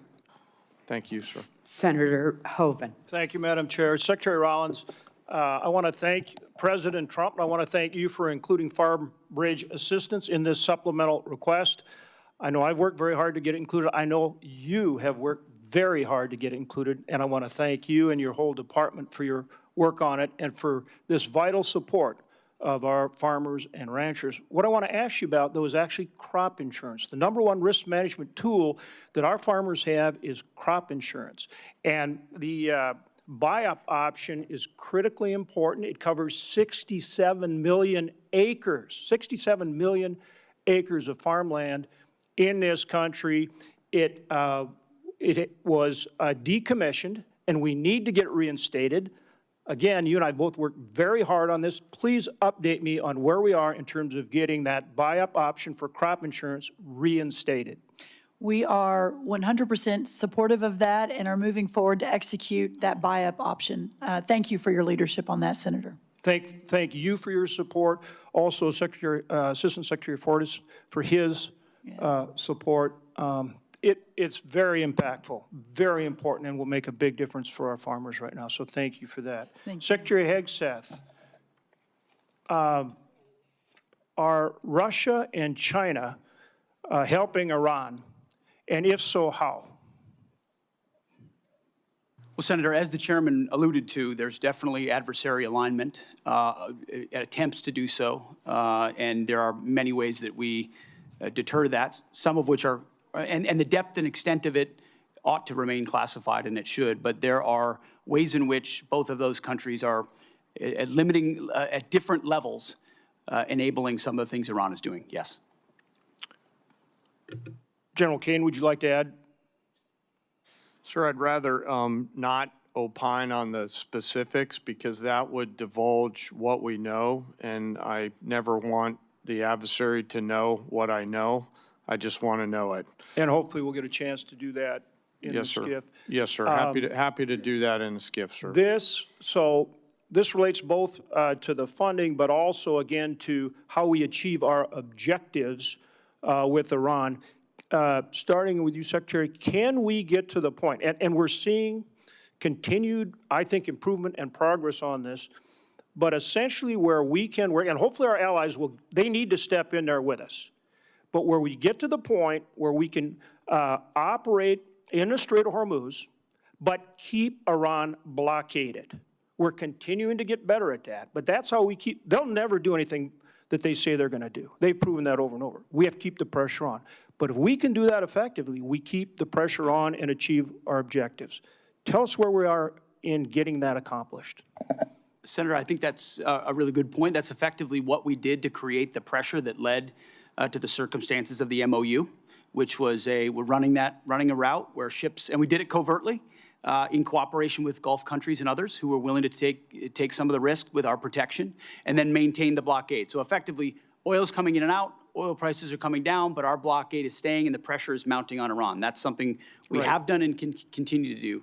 We moved into an MOU where Iran said we won't shoot at shipping, and then the IRGC turned around and decided to start shooting at commercial shipping again, at which point the president, I mean, as he should, cannot tolerate that, and so we respond, as he said 10 times, you shoot at ships, we're going to shoot at you overwhelmingly, which we have been doing now for, I believe it's a 10th consecutive evening. So consequences come with the willingness to shoot at commercial shipping. Our blockade has been reimposed and is effectively impenetrable. We got seized a ship inside the Arabian Gulf as well.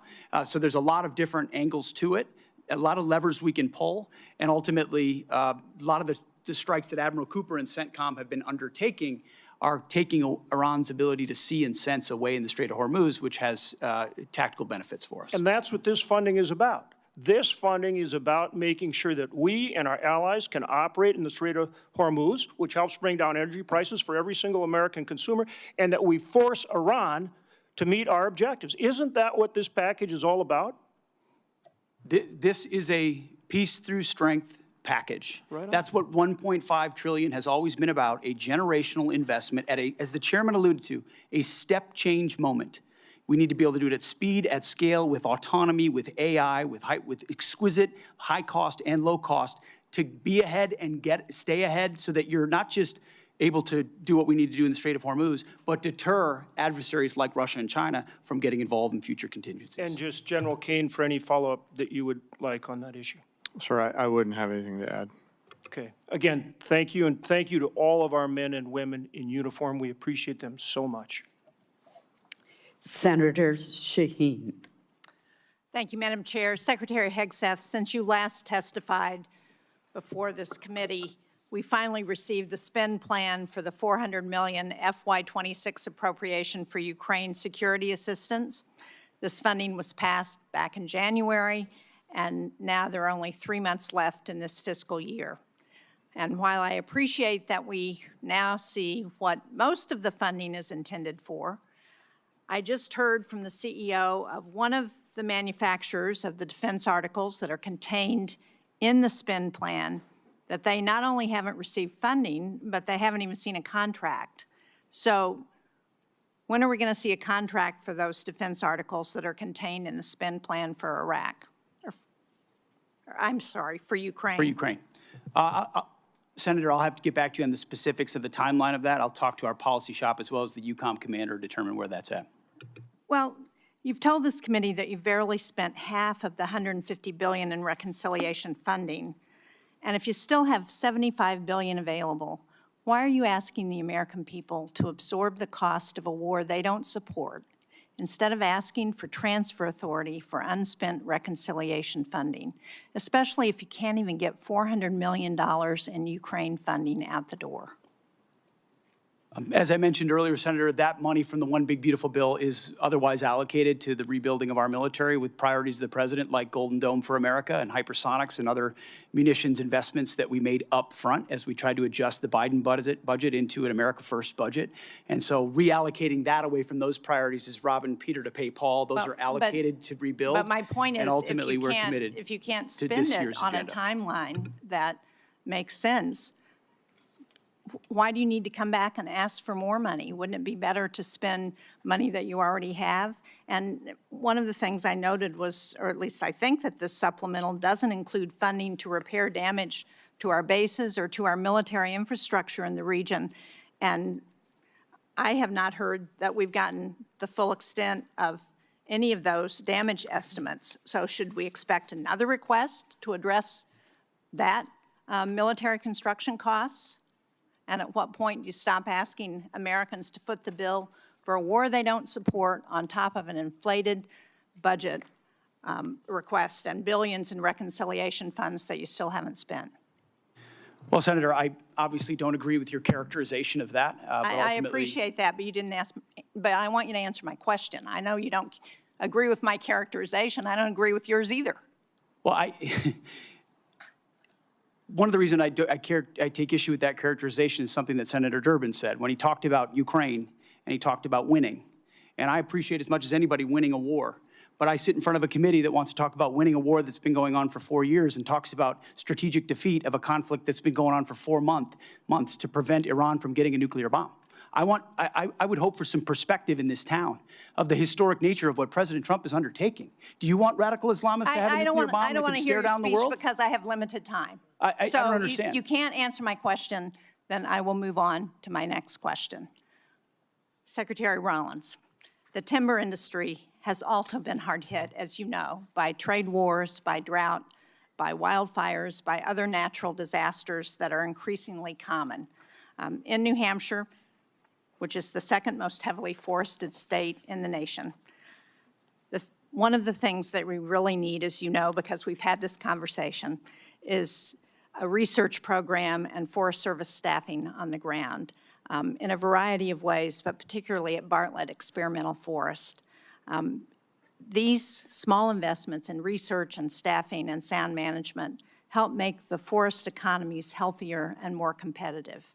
I very much appreciate your having staff visit Bartlett last week with my staff and with staff from the governor's office.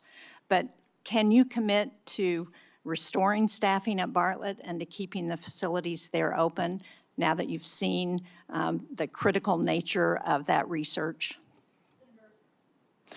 Why don't I follow up with you? I have not gotten a report from their visit, so I would like to do that first. But obviously, you and I have been in a continuing conversation about that. The good news, there's no doubt our timber industry is in distress and has been for a long time. The fact that we import 90% or something from other countries of our lumber needs is crazy. We're changing that. But the good news, we had more board feet sold last year than any time in 30 years. This year, we're going to exceed that target again. So we're making the right moves on this, but there's no doubt that research is important to that, as we've discussed. And I'll follow up with our team, and then we'll reconnect. Thank you. I appreciate that. As you pointed out, research is critical to ensuring that the timber economy continues to be successful. Thank you, Madam Chair. Senator Kennedy.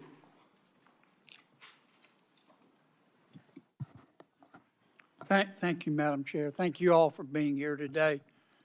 General, in the war between Russia and Ukraine, who do we want to win? Sir, I want Ukraine to win. Is Russia America's friend? I'm sorry, sir, I couldn't quite hear your question. Is Russia America's friend? I think that depends on your definition of friend. I think it's a complicated relationship. But no, I don't think they're our friends. Thank you. If we could cut off Russia's cash flow, which depends substantially on its sale of oil, would that help Ukraine win? So I think militarily, anytime you can restrict resources and cash flows against an adversary, General, I that's a have good so thing. much respect for you. Yes, sir. But I have so little time. Yes, sir. I'll try to be Just briefer. Give me succinct answers. Yes, sir. It would assist a. Would help, wouldn't yes, sir. Yes, sir. Okay. If we could stop people, entities, and countries from buying Russia's oil, that would help cut off its cash flow, wouldn't it? Yes, sir. We have a bill to do that, as I'm sure you're aware. We have the votes today to pass it overwhelmingly. I also have enormous respect and admiration for our majority leader, Senator Thune. But I hope everybody on this panel will today contact Senator Thune and ask him to bring that bill to the floor. We should vote on it at a minimum of next week. Some of my colleagues, General, want America to just stop in Iran. End the blockade, bring all of our warriors home. What would be the consequences of that, in your estimation? Sir, I think termination criteria is always a political decision. However, I assess that Iran will continue to be a challenge moving forward, so we have to be thoughtful Will about they that. put tolls on the strait? I don't know, sir. That's a decision that's a hypothetical and will depend on what happens It's not in the future. hypothetical. We've got a blockade to stop them. We do, sir. That's General, putting I want you to economic look me pressure in on the eye. Iran. I'm not asking you for, I'm not trying to get you in trouble. I know your advice to the president is private, but this is serious as 4 heart attacks and a stroke. Now, what happens if we come home and end the blockade to the world? Sir, Iran has the potential to continue to be a threat, and we will need to prepare military Will they options to toll do the that. strait? Sir, that's a hypothetical question, and I don't know the answer to that. Oh, it's not hypothetical. We come home. It's not going to be hypothetical. You know that, General. and I do too. And I appreciate your discretion, but we're down to it. We need some hard answers and some straight talk. What'll happen, Pete? Senator, I would agree with the chairman, but the likely outcome is they would try to impose their will on the waterways in ways that the world would not like. Call it a toll, call it a fee, call it an exchange, call it control. They would do something that they would try to hold it at issue. Yes, sir. Would they try to commence development again of a nuclear warhead? Part of the reason President Trump had to have the courage to do what he did after Midnight Hammer is that they didn't give up their ambitions even though their nuclear sites had been obliterated. So this is a regime hell-bent on nuclear ambitions, and President Trump's been willing to go after it. We need straight answers. Do we have the ability to destroy whatever is underneath Pickaxe Mountain? Senator, a lot of our capabilities are classified, but if anybody in the world can reach anything on God's green earth, it's the United States military, the most powerful military in the world. It's all about options and trade-offs. All right. I'm going to take a little extra time because others got it, Madam Chair. I won't abuse it. Secretary, are shrimpers farmers? Absolutely, yes. There are farmers of the sea. Are oyster harvesters farmers? Yes. In this USDA, yes. Are they having to compete with other countries who grow oysters and shrimp in a ditch and shoot them full of antibiotics? 100% yes. And if you eat too much of that foreign shrimp and oysters, you'll grow an extra ear, won't you? I'm not sure about that, but I know it is not good. And I also know we import 90% of our shrimp. Why aren't we inspecting the shrimp and the oysters from abroad? Well, it goes much larger than that. Why are we importing so much from abroad, which goes to the president's trade agenda? I'm in big trouble. Yes, you are. Guys, look, we need straight answers now. We're down to it. Senator Merkley. Thank you, Madam Chair, and Secretary Rollins. I appreciate your partnership on addressing several issues in Oregon, and I sent you information about a couple others, and you responded. Appreciate it. We'll follow up on the research service. We'll follow up on the concern about in-kind contributions serving as a match. But I particularly need your help on the fire funding. And I know you've indicated how important that is. Where we stand now is that the Senate seems hamstrung, that they're seeking to have OMB give them a number on that. Various sources say the number is probably about $5 billion. I don't really care if it's 4.5 or 5 or 5.5. The point is that folks here, senators, are asking for a number from OMB in order to go forward. And when we're looking at the fires right now, in my home state's the epicenter of the highest risk in the country. So can we get your help to get that number and move this process? Yes, absolutely. It is of paramount importance, especially in the middle of fire season right now. Thank you so much. Thank you. And Chairman Caine, I think there was a sense that the President expressed at the start of the war that the U.S. military power was overwhelming and would likely produce unconditional surrender quickly by Iran. And that obviously hasn't happened. Was it your opinion as well? Did you feel like our military force could produce an unconditional surrender in quick order? Sir, I won't, with due respect, I won't share my private advice to the President. What I will assure you and the American people is I always speak truth to power and offer an accurate assessment of what my assessment is of both our readiness, the plans and activities that might be undertaken, the associated risks, and the secondary and tertiary considerations that go with those opinions or options. Thank you. So you feel like the various risks that the Iran could possibly close the strait, even despite the destruction of their navy, that the possibility of assassinating their political leaders and their military leaders could produce a strengthened hardline and weaken the reformers, that Iran would have the ability to sustain its ability to attack sites throughout the Middle East, that the initial requirements of the war could surely deplete our basically high-end standoff munitions, that this could affect our relations with our allies. All those were factors well considered in this decision to go to war. Sir, as I said, I won't opine on or share my private advice to the Yeah, president. I'm not asking about your vice president. I'm asking you, did you understand these issues, or have these become revelations as the wars unfolded? Sir, my job is to understand all of the considerations that go into the carefully considered use of military power.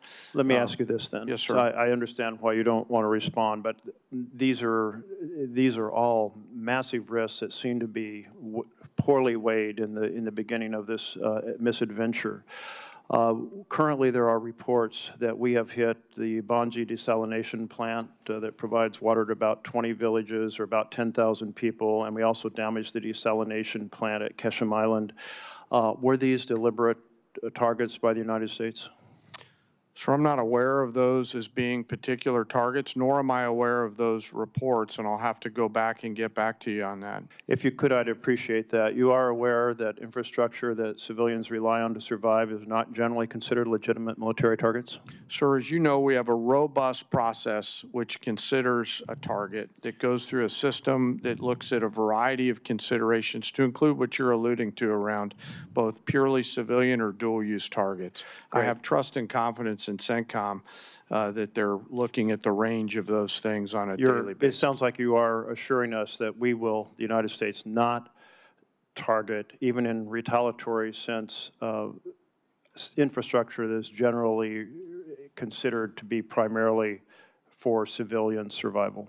Sir, as I mentioned, we have a robust process, and we have the most professional military force It'd just in the be world nice that to have follows you the say law. yes, because this It is follows the international law. Yes, if sir, you it follows understand the the international law.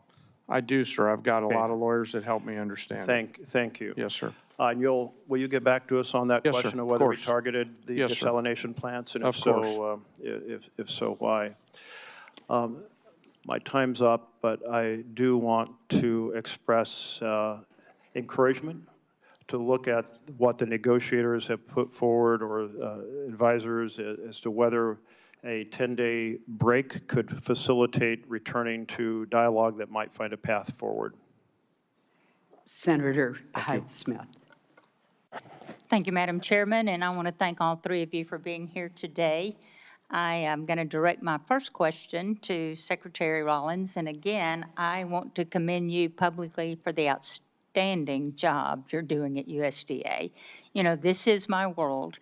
As former Ag Commissioner, I hear from a lot of producers in Mississippi, and they are so pleased with your performance, and that is just truly genuine right there. But I'm pleased to see the administration's supplemental request as for ag producers, because before I comment on that, I just want the entire committee and administration to take note of the tremendous timber losses as well in places like Mississippi due to winter storms and the tornadoes we've had there. It is significant, and I certainly look forward to working with you with the concerns of the timber sector. Regarding this supplemental, you know, our row crop producers, as you've mentioned in your opening remarks, they are truly in a serious situation. I've talked to multi-generation farmers back home who are the best of the best that did not even plant this year because they could not make the numbers work. And producers in Mississippi and nationwide, you know, we continue to face these economic conditions. They're not going away anytime immediately or soon, but we've seen the commodity prices drop and the input costs just go through the roof. If we want the next generation to stay on the land, Congress, we're going to have to take this opportunity to provide this critical market assistance for our farmers and enact policies that build structural demands for commodities like the Buy American Cotton Act, that year-round E15, all of which would make the paths better, more favorable for these producers going forward. But I appreciate the administration's effort to this date, including the Farmer Bridge Assistance Program that was so valuable, implementation of the updated Farm Safety Net with Working Families Tax Cut Act, and now the supplemental request before Congress, but will you speak to why it's critical for Congress to act swiftly to pass this supplemental and the need for us to pass legislation that drives the demand for farmers' products? Yes, thank you, Senator, for your kind words. A couple of really important points. Number one, as we work to open the markets around the world, and we're seeing, as I mentioned in my opening remarks, just extraordinary numbers. That $50 billion agricultural deficit we inherited a year and a half ago is now down into the 20-ish billion. We expect it to go down significantly this year. Again, the highest price we've seen in over a year in corn is today, in soybeans is today, et cetera. Your point, Senator, about opening up the domestic markets is really important, whether that's E15, renewable fuel standards. Obviously, the RVOs came out, which is a reason for the drive up in some of our row crop prices in the last month, which is really important. But also, as I mentioned, bringing the cost of inputs down. We are expanding fertilizer, the largest ammonia plant. We're going to break ground in Louisiana in 2 weeks, reshoring, bringing back to America real fertilizer production. And then also the long term, we got to figure out how we are doing these supplementals and these bridge payments, which we have to do for these farmers to survive. But what we're seeing is just survival, and we're seeing a lot of the input companies, equipment, seed, fertilizer, make record profit. So we've got to be able to dig into that as well. But as of today, ensuring that we can keep these farmers farming while we're opening the markets, while we're bringing down the cost of inputs, is paramount for a secure America, and that's why this is so important today. Thank you very much for that. And Secretary Hegseth, thank you for being here and the amazing job that you're doing. I have the utmost respect for you, your team, and what you're accomplishing. But I as well am committed to ensuring that our warfighters have all the tools necessary to accomplish the mission in Iran and whatever else that they need to defend our nation's interest. The supplemental request is in line with that goal. And I'd like to shift my conversation right now quickly to shipbuilding, which is extremely important to the state of Mississippi and our country's ability to protect itself. The President's FY 2027 budget requests funding for one DDG 51, while Navy leaders have said their goal remains to build 2 destroyers a year. And at the same time, the department is exploring options for using allied shipyards and overseas fabrication in future naval construction, which raises questions about the long-term role of the American naval industrial base or shifting work away from domestic shipbuilders. Shipyards like Ingalls in Mississippi, which I would love to invite you down to there. It is amazing, and the thousands of suppliers and small businesses they support, they need the confidence that the work will be there so they can invest in new facilities, hire and train skilled workers, and expand capacity that we will need in the future. Will you help or talk to us about the department's short and long-term shipbuilding plan and how it gives industry the confidence to invest? You just made the case for this generational investment because of the underinvestment, Senator, in shipbuilding in the previous administration. Just static, flat, bureaucratic, slow. We're having to revitalize that industry. And one DDG is a reflection of a backlog in capability. So as we ramp on more capacity, those numbers of DDGs, the workhorse of our Navy, will go up as we grow that force. The senator's time has expired. Thank you. Senator Coons. Thank you, Chairman Collins, Ranking Member Murray. Thank you, Secretary Hegseth, Secretary Rollins, General Caine, for your service. I want to start with the things I know we agree on. We agree that we should honor our fallen, that we should stop and remember them and console and comfort their families, that we should be mindful of the hundreds of Americans who've been wounded and injured in this war in Iran. General Caine, your observations about how our adversaries are aligning more and more closely. Technology is accelerating, and cheap and lethal and easily accessible drones pose greater and greater risks to our troops, our homeland, and our security. And Secretary Hegseth, that we need to protect our troops wherever our president directs them, that we need to protect our partners and allies, and that the dangerous radical Iranian regime should never possess a nuclear weapon. I think we agree on all of these core basic points. Where I think we may disagree is on this supplemental and on the strategic choices made to achieve some of these core goals. We're 143 days into a war with Iran, a war of choice that we started with Israel, but did not include, consult, or incorporate our core allies, our NATO allies, our regional allies, the American people and Congress. And the reason to consult and include our allies and Congress and the American people is so that when the costs and the length of a war extend beyond what we'd initially imagined, the American people and their representatives in Congress understand that sacrifice and can continue to support it. I think your first strategic mistake was to not consult the American people in Congress and make a clear case for the reasons behind this war. There have been many, lots offered, and I think our military has executed on the core missions: attack ballistic missile sites, sink the Blue Water Navy, attack their proxies, constrain their capacity. But I frankly think it was entirely foreseeable that Iran would close the Strait of Hormuz, would use cheap, lethal, widely available Shahed drones that they've led the world in manufacturing to attack our bases, our troops, our partners and allies, and impose real costs. Higher costs in fertilizer, in fuel, higher costs for the world, and tragically, increasingly higher human costs for us and for our troops. So, two questions, two general lines of questioning, if I could. Mr. Secretary, your question says, without these supplemental funds, we will face critical shortfalls that threaten our ability to pay our service members and sustain global operations without disruption.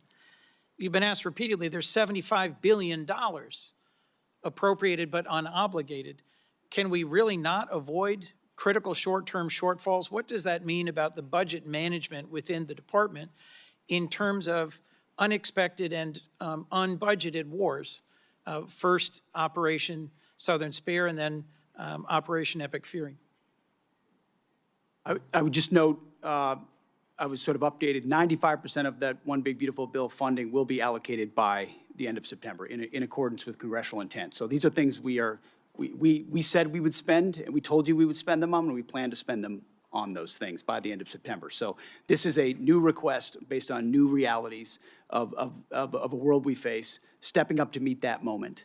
And forgive me, Mr. Secretary, but that's news to me, that $75 billion will be out the door, appropriated, allocated and spent by September. And I was simply questioning how we have ships running out of fuel in the open seas and planes being grounded and I didn't say ships were running out of fuel in open seas or planes were grounded. I'm saying we have to make trade-offs. But the operations and maintenance accounts are running everything out our of money. troops need on the battlefield, they're getting in spades and beyond. It's ultimately looking into the future. Can we invest above and beyond that, the types of munitions fast enough as we upgrade and modernize our force? That's what's at issue here in this $1.5 trillion, this supplemental, and any other additional funding that comes. Two quite different things: a $1.5 trillion base budget request and a now $76 billion supplemental. And I was simply going to point to Department of Homeland Security is sitting on nearly $100 billion in unobligated funds. You haven't requested reimbursement for the millions of, frankly, billions of dollars the department has spent on law enforcement. Second, we requested reimbursement and are getting a substantial reimbursement from DHS. That's good news, and that's news to me. And frankly, as we reflect on the service and sacrifice of those who put their lives on the line of this war, one of the things I've raised over and over and over is the ways in which this administration has dragged its feet on partnering with Ukraine in order to deploy the best-in-class sensors, detectors, and counter-drone systems to protect everything from Dover Air Force Base to our bases in the region, to our troops, to our partners. I want to see you focus on accelerating the defense of our troops and our nation, focus on accelerating the defense of our troops and this region, and a strategy that has a real chance at succeeding at the goals that we agree on. Because the strategy followed, I think, has no credible likelihood of success. Senator Britt. Thank you, Madam Chair. Appreciate all of you being here today. So since the beginning of the Putin's aggression into Ukraine, this body has passed 5 supplemental bills funding different portions of that war. You mentioned in your opening, Mr. Secretary, about not getting those munitions that had come through this body quick enough to Ukraine, and also being able to replenish those here at home. Can you talk a little bit more about that? Because I remember the previous administration dragging its feet after this body gave them directive as to what to do. So can you shed a little bit more light as to what you were talking about in your opening? Well, thank you for that question. Sometimes we forget recent history, which under the Biden administration, there were 5 supplemental requests for Ukraine, which almost every member of this body voted for to send rapidly in a bipartisan fashion for something that this committee and the administration deemed to be urgent. President Trump may take a different view, but that was the view of the Biden administration. And real quick, wouldn't you say it would be urgent to make sure that our men and women in uniform right now have everything that they need? I would argue providing for American men and women as opposed to Ukrainian men and women is a higher priority for the United States Senate. So 5 supplementals that went to Ukraine, as good as that cause may be, why is that righteous to do? But funding troops in harm's way right now, given the threat and what they're undertaking, this is a partisan exercise. And so, it's hypocrisy. And I Mr. appreciate you pointing it out. Real quick, Madam Secretary, question for you. When the Russia-Ukraine war started, we saw obviously costs go up around the world. In particular, in that region, we know that supplying of fertilizer, was tremendous. We also know Ukraine was top 5 when it came to wheat and corn and other things that we utilize, across the globe. It's my recollection that fertilizer went up about 55%. Obviously, if we were able to create stability there in the region and have peace, it would follow that then prices would likely go down over time within the agriculture world as well. Is that fair? Yes, that's correct. Okay, and when we're looking at the Ukraine and Russia war and trying to end Putin's aggression, trying to bring peace, General Caine, if we were to cut off the funding that Russia was getting, would it follow that would be a driver that could possibly lead Putin to the table? Sarah, yes, and their economy's Thank you. struggling now. Thank you. And we also know, I saw reports this weekend, that it is said that possibly Russia and China, which I know you can't comment on right now, but are actually helping Iran, whether it is targeting our troops, funding, and other mechanisms. So a thing that we could all agree that ending that would be helpful. I want to just echo Senator Kennedy's comments that I think the sooner we can get this bill on the floor and passed, it'd be huge with regards to Russian sanctions. Also want to just talk briefly about the dysfunction of this body. So my question is for you, Mr. Secretary, and you, General Caine.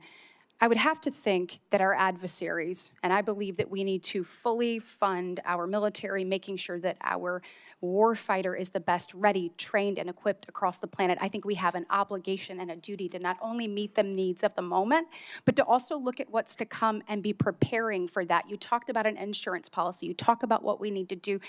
Now is the time to do those things. But I would have to think that the dysfunction of this body, whether it's the full shutdown, a partial shutdown, not being able to pass NDAA, not being able to pass FISA, I would have to think that our adversaries look at that and it gives them a little bit more credence as to what they're doing abroad. Can either one of you comment on that?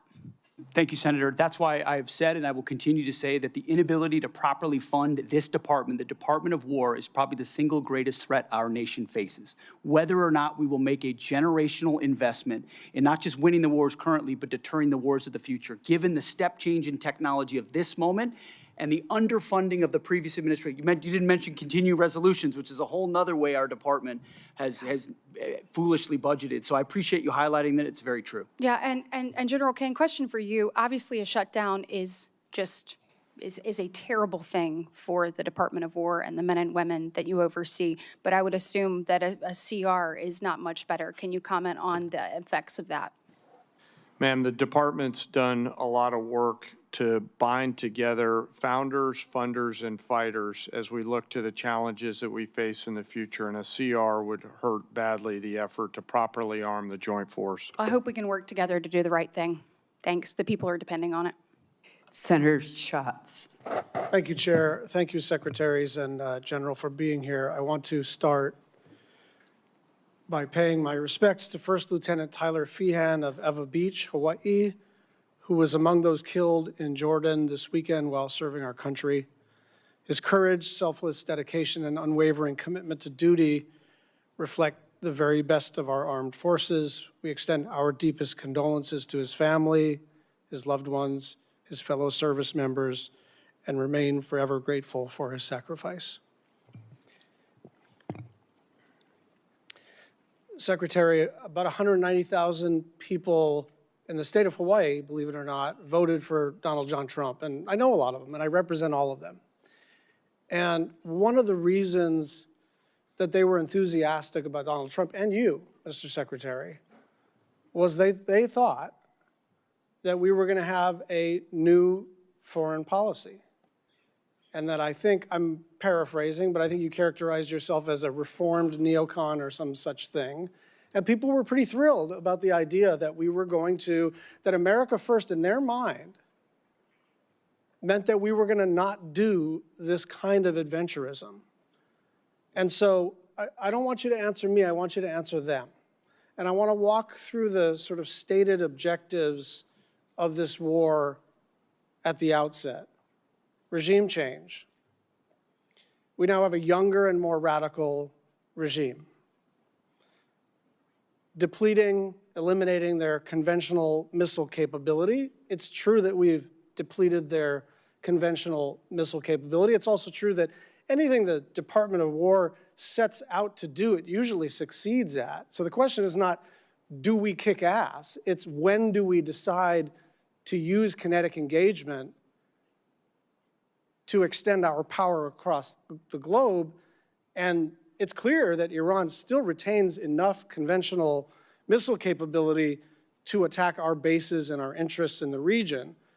Now, it's true that the Blue Water Navy is destroyed. It's also true, and you know this, that the IRGC has something that you may not call a navy, but it's got capabilities to touch us with drones and missiles and lay mines in the Strait of Hormuz, preventing their nuclear capability. It's also true that if you bomb the crap out of a place, they're going to have less capabilities by the end of it. But it's also true that we have not eliminated their nuclear capability, and whatever duration we've set them back actually pales in comparison to the, and I'll say it, the Obama nuclear deal, which we did without having to put our people in harm's way. And then the last objective, which has become a new objective, is open up the Strait of Hormuz. But the Strait of Hormuz was open before this war started. And so you tell my constituents why this war is going so well. I think you did accurately portray me as a reformed neocon, and members of our generation in Iraq and Afghanistan watched administrations on both sides try to project some remaking of a society in the image of America that spent thousands of lives. I mean, in Iraq, 15, I don't know the exact number, but tens of thousands between Iraq and Afghanistan, men and women lost. President Trump said, we're not fighting stupid wars like that again. And he hasn't. That's why we haven't been trying to remake Iranian society, but simply in a realist, America First way, ensure they never have a path to a nuclear bomb, full stop. And he has said as a candidate, and he said as a private citizen, Iran can never have a nuclear weapon because radical Islamists with nuclear weapon will wield it over our head in perpetuity. Secretary, so President Trump ran on fighting wars differently, and we're doing so overwhelmingly. And he was very clear as a candidate that Iran can never have a nuclear capability. Yeah, so I think he's directly on par with exactly what he said he wanted. Let me get a question back in here. I think we're understanding the limits of air power here, because we're basically at a stalemate. Someone says the Strait of Hormuz is closed, and we say, well, we got a naval blockade, and we're just going to see who blinks first. And the truth is, in order to sort of change the balance here, change the equation here, some kind of escalation would have to be considered. And if you're taking that off the table, then we are in a holding pattern. And I go back to the original 5 objectives, and none of them have been met. Some of them have changed, but none of them have been met. And with gas at now 402, with the Brent crude hit 90 today, up from 70 2 weeks ago, gas up about $1 nationwide, about $1.50 in the state of Hawaii, people want to know, why are we even doing this? Senator Fisher. Thank you, Madam Chair. Secretary Hegseth, I appreciated your perspective on the focus on the 4-year war in comparison to a 4-month war with a nuclear adversary. And I thought it was very well said. Thank you. If we want to support Ukraine going forward, I think the best way to do that is to dramatically increase munition production. And we need more interceptors. We have to be able to move forward. So do our allies and our friends. And let me emphasize that this supplemental does that. This is what we're talking about here today. It's one of the things that we're talking about. As a member of the Armed Services Committee, one of my priorities for over 5 years now has been on munition production. General Caine, what happens if Congress doesn't fund this $21 billion request for additional munitions? Well, ma'am, there's been a lot of work done by the department to partner with the private sector. I'll acknowledge some of the efforts that the private sector is doing to utilize their own capital to facilitate factories. If we don't, as a team, figure out how to properly fund the department, then, we're not going to get the munitions, and there's going to be a lack of shared risk between the federal government and the private sector. And I think we're at a point in time in our history where we need to partner. We need to find an ability to share risk. We need to be better sellers and buyers on both sides in order to make sure that the young all-volunteer force has the weapons that they need before they are asked to go do something. What you're saying is we need to be prepared as a country. Yes, ma'am, and I hope, as I said in my opening statement, that we will find a way to make sure that we seize this moment in this time in history to ensure that we've got the right mix of munitions, high, low, scale, autonomous. What's your plan B if the supplemental doesn't pass? What's plan B? Ma'am, we will always figure things out. We will always have contingencies. We will always determine a way to create multiple simultaneous dilemmas for adversaries around the world in order to create time for us to do the work that the Congress and the department needs to do together. As you've heard me say a number of times in our posture hearings on armed services and also in classified briefings, we don't have a lot of time, do we, sir? No, ma'am. That's why I said, if not now, then when? And if not us, then who? And I truly believe we're at one of those moments in history where we have a choice to make, just given what I see on the next couple ridge lines. And I encourage us to move forward. Thank you. Mr. Secretary, how would this request scale munitions production and be able to accelerate our delivery times? In the past, previous administrations would sort of send the same amount of dollars into trying to encourage companies to build another factory and add an additional shift. What this munition request does is fulfills deals that our department have cut with these companies. First, multi-year procurement, where these companies that make SM-3s or Patriots or THAADs or Tomahawks. What was the priority for our NDAA a couple years ago? Absolutely. When we put that And you in? have provided that authority, multi-year procurement. And now those companies are spending $4 billion, $5 billion, $3 billion on building their own new factories that then produce 2x, 3x, or 4x the amount of munitions than they did in the past, and they paid for it. So actually, in this budget, which is $21 billion, as you mentioned, it saves $18 billion over the FIDIP on munitions because we're buying munitions at today's cost and not at 5 or 7 years from now when we will also get them. I hate to interrupt, but we're running out of time. We also have the request includes $4.1 billion for our space-based capabilities, and that includes the AMTI and our space data network capabilities. And these really underpin the long-range kill chains and allow our warfighters to detect and also then to track the airborne threats. So, Mr. Secretary, what's the risk to the joint force if we delay these programs until FY28 or beyond? Senator, not being able to see, not being able to sense before an adversary is able to engage one of our capabilities, and which means falling behind in the domain of space, which means falling behind at every other domain.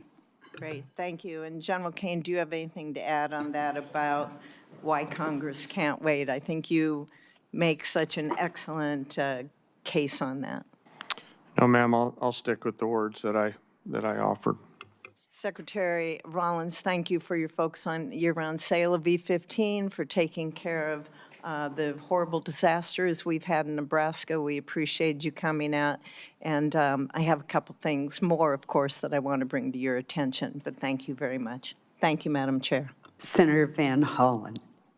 Thank you, Madam Chair. Secretary Rollins, the Beltsville Agricultural Research Center in Maryland is one of the crown jewels of agricultural research in the United States. And my question is simple. Can we find some time to get together in the coming weeks to discuss the situation there? Absolutely, yes. Thank you, Madam Secretary. Yes. Let me turn to the Iran war. We recently lost 3 American heroes. That brings the death toll for American soldiers to 18. 1 is still missing. Hundreds have been injured. That's on top of the civilian death toll throughout the region that now stands at several thousand, including the over 150 people killed in the bombing of an elementary school in Minab in Iran. Meanwhile, the Strait of Hormuz is closed. Gas prices today in the United States again spiked above $4 a gallon. And that will also continue to push up costs for groceries and other things that families buy. Secretary Hegseth, you said in your opening statement the best way to ensure peace is to prepare for war, and I agree with you about deterrence. I would also submit that the best way to ensure peace is not to start wars, because wars are a lot easier to start than they are to end. General Caine, I heard your testimony saying Iran will continue to be a challenge. And I think it's pretty clear that that is, in fact, the case. And, General, in order for you to develop a military strategy to accomplish a particular objective, you obviously need to know what those objectives are, right? Yes, sir. It all starts with what is the political objective, and from that we derive military objectives that support whatever that end state. And as you say, that is a political objective. Yes, sir. So, Mr. Secretary, you've talked a lot about winning. You've talked about winning in your testimony today. You've talked about winning throughout the Iran war, and we all like winning. But I think the American people deserve a definition of what it means to win in Iran, because this war has dragged out for a lot longer than certainly the President of the United States indicated. Indeed, the President said on March 24th, and I'm quoting, "We've won this war. This war has been won." Do you know what the President meant by that back in March? Well, Senator, I would just note that militarily, I mean, Iran has been completely overmatched and crushed from the beginning, militarily. Their capabilities are nowhere near ours. I would take issue with your characterization that we started this war. Iran started this war 47 years ago, and they've killed thousands of Americans, including our brothers on the battlefield in Iraq. Iran has been targeting us for a long time. Mr. Secretary, we didn't start it, they did. Let me just ask you this, since you said that what the President meant by his statement on March 24th, I think that we had sort of defeated Iran militarily. But that is not the entire objective of this war. I don't think there was ever a question about whether the United States, with its superior military, could destroy a lot of Iranian assets, military assets, or other assets. That was never a question. But when most people think of winning the war, they think that that means the war is going to come to an end because we've won. And the President said back in March that we'd won. So I guess my question to you is, how are we going to define winning? I hear back in March, you said about the Iranians, and I quote, "Whether they will have a ceremony in Tehran Square and surrender, that's up to them." So my question, Mr. Secretary, reopening the Strait of Hormuz is necessary in order for us to win, right? That's just a simple yes or no question. You asked me what the overarching objective is, and I would say ensuring Iran never has a nuclear weapon. That's been clear from the president from day one. That's why Midnight Hammer was undertaken, to obliterate their nuclear sites. That's why we're watching their nuclear sites. That's why that was a part of negotiations, ensuring that the next generation of Americans don't have to deal with an Iran that wields a nuclear weapon. Since that's what you're leading with, Mr. Secretary, let me just say this. You said after Midnight Hammer, and I'm quoting, "Our bombing campaign obliterated Iran's ability to create nuclear weapons," unquote. Clearly, that is not the case based on your testimony today. It's also a fact that the DNI, Tulsi Gabbard, testified in front of the Intelligence Committee that it was our assessment that Iran did not intend to restart its nuclear program. The President of the United States, just about a week ago, said Iran has committed not to develop a nuclear weapon, which of course is a commitment they've made for many years. We need to enforce that. That's what we are doing under the JCPOA. Thank you, Madam Chairman. Senator Rounds. Thank you, Madam Chair. I had the opportunity to serve as governor of South Dakota for 8 years. During that time, we deployed over 5,000 young men and women into harm's way, National Guard members from South Dakota. I attended their departure ceremonies. I attended their welcome home ceremonies, and I attended 31 funerals. One of the main reasons that I decided to come to Washington was because I never wanted to see young men and women going into harm's way again if they didn't have the best leadership, the best training, and the best equipment possible. Now, this body, the Senate, with regard to the Iranian war, to date, this body has chosen not to impose war power limitations on the president, nor have we pushed for the withdrawal of forces from the theater. I think the decision to take out Iran's nuclear program and their missile production capacity was the right one, and it should have been done a long time ago. But when the president did that, we also assumed that there would be risk involved. And when you put young men and women in harm's way, you want to do everything you can to make sure that you get in, you get the job done, and you get out. I think that's what we talk about. Now today, it has been since February that we now have the Iranians that are shooting back. We haven't finished the job. I think the question that the American people have is when the difficult decision comes, because I don't think diplomacy is necessarily working, and I think most people would say we've got more issues in front of us before this is complete.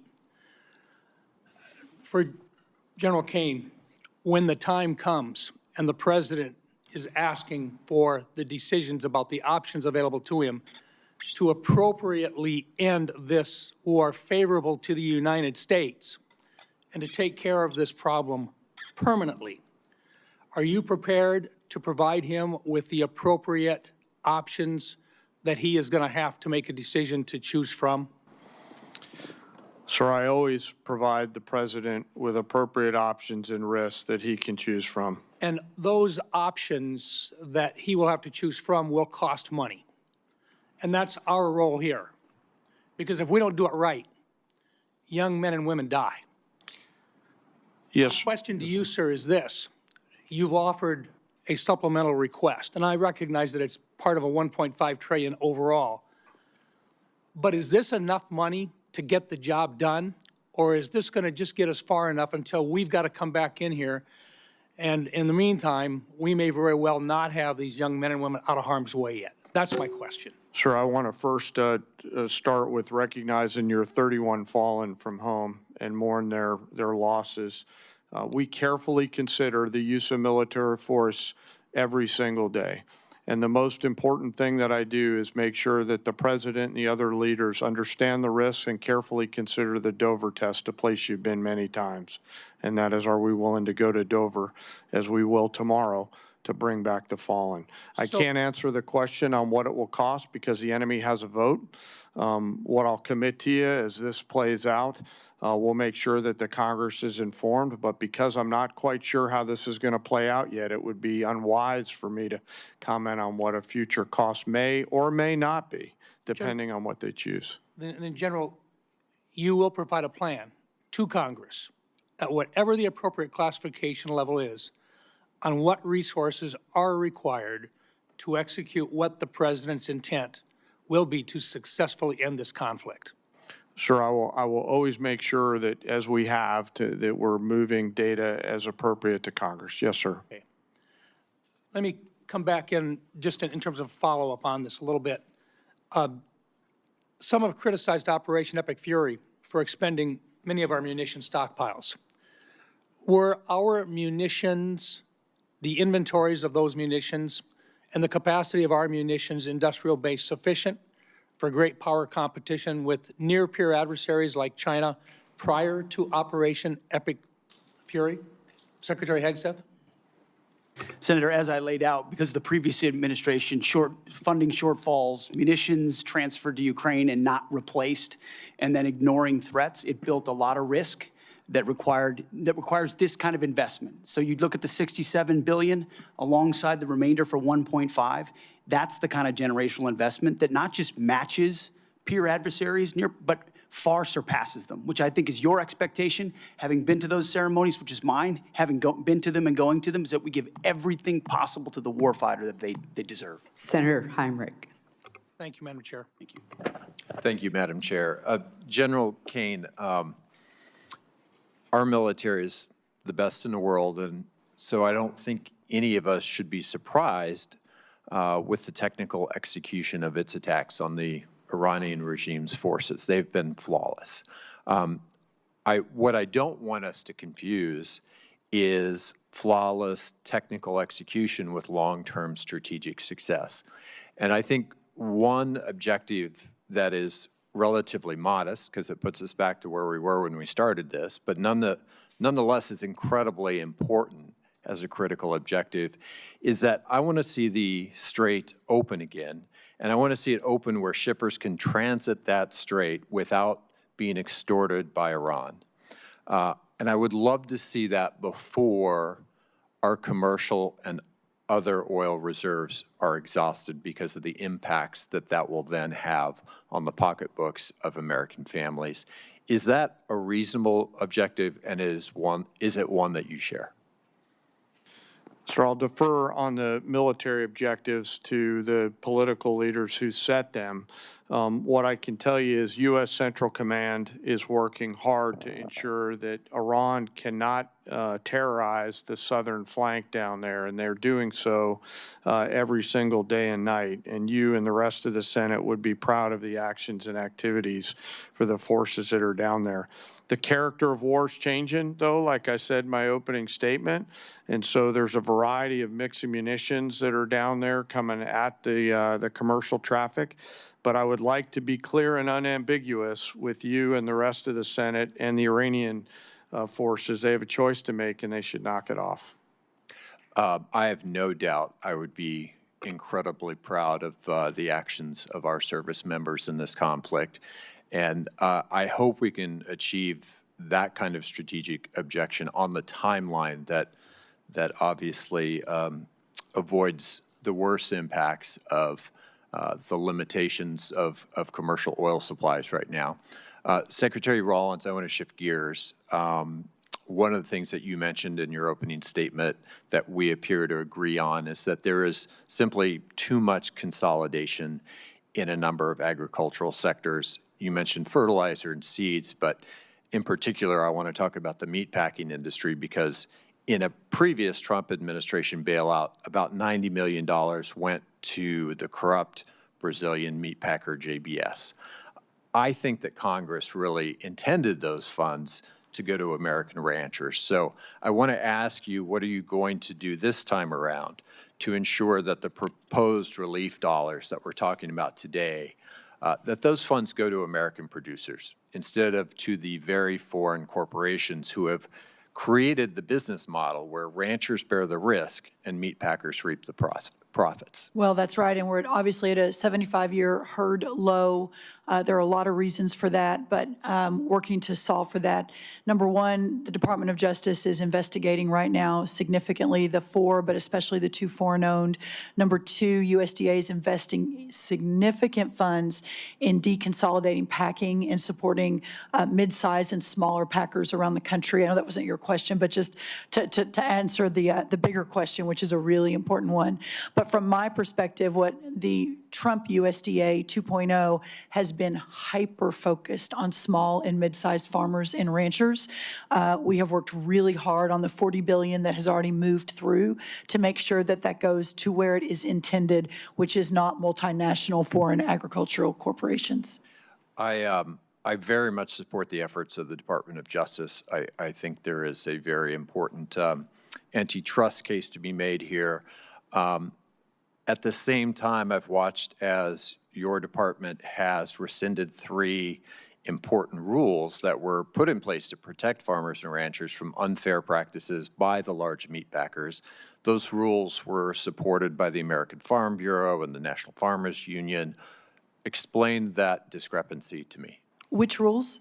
I'm not tracking. The inclusive competition and market integrity rule, the transparency in poultry grower contracting and tournaments rule, and the poultry grower payment systems and capital improvement systems rules. The packers and stockyards, I think is what you're talking about. So we are executing an additional review on that. I think that the point is very well made, that sometimes that inures to the benefit of the larger corporations. As I have begun to make a larger case and a more vigorous case in the importance of deconsolidation, we'll be taking a second look at that. And I would love your input. And I would very much support deconsolidation. Thank you. Senator Houston. Thank you, Chair Collins. Thank you all for being here today. In my brief time in the Senate, I've learned that we're really good at embracing our oversight role, but oftentimes there are many people who don't want to do their jobs in terms of funding the government on time and actually doing the work that we're supposed to do as appropriators. And I'm not for blank checks. I believe everybody should be accountable, but I also believe we should do our job. And now we have a supplemental funding request that we're discussing today. We're waiting on getting an NDAA done. Despite the chair's best efforts to facilitate forward an appropriations process, there's question of whether that will get done on time in September. And my question, start with you, Secretary Hegseth, just to talk a little bit about what the consequences of failure, what this really means to not do this on time, because I've talked to defense contractors. I as a former executive, a member of an executive branch, I know that the legislative branch often thinks, well, no matter when we get this done, we just wave a magic wand, we pass the bill, and it all magically happens. But that's not how it happens. It takes time for people to, you have businesses out there who are going to rely on to build these weapon systems who don't know if they're going to get paid.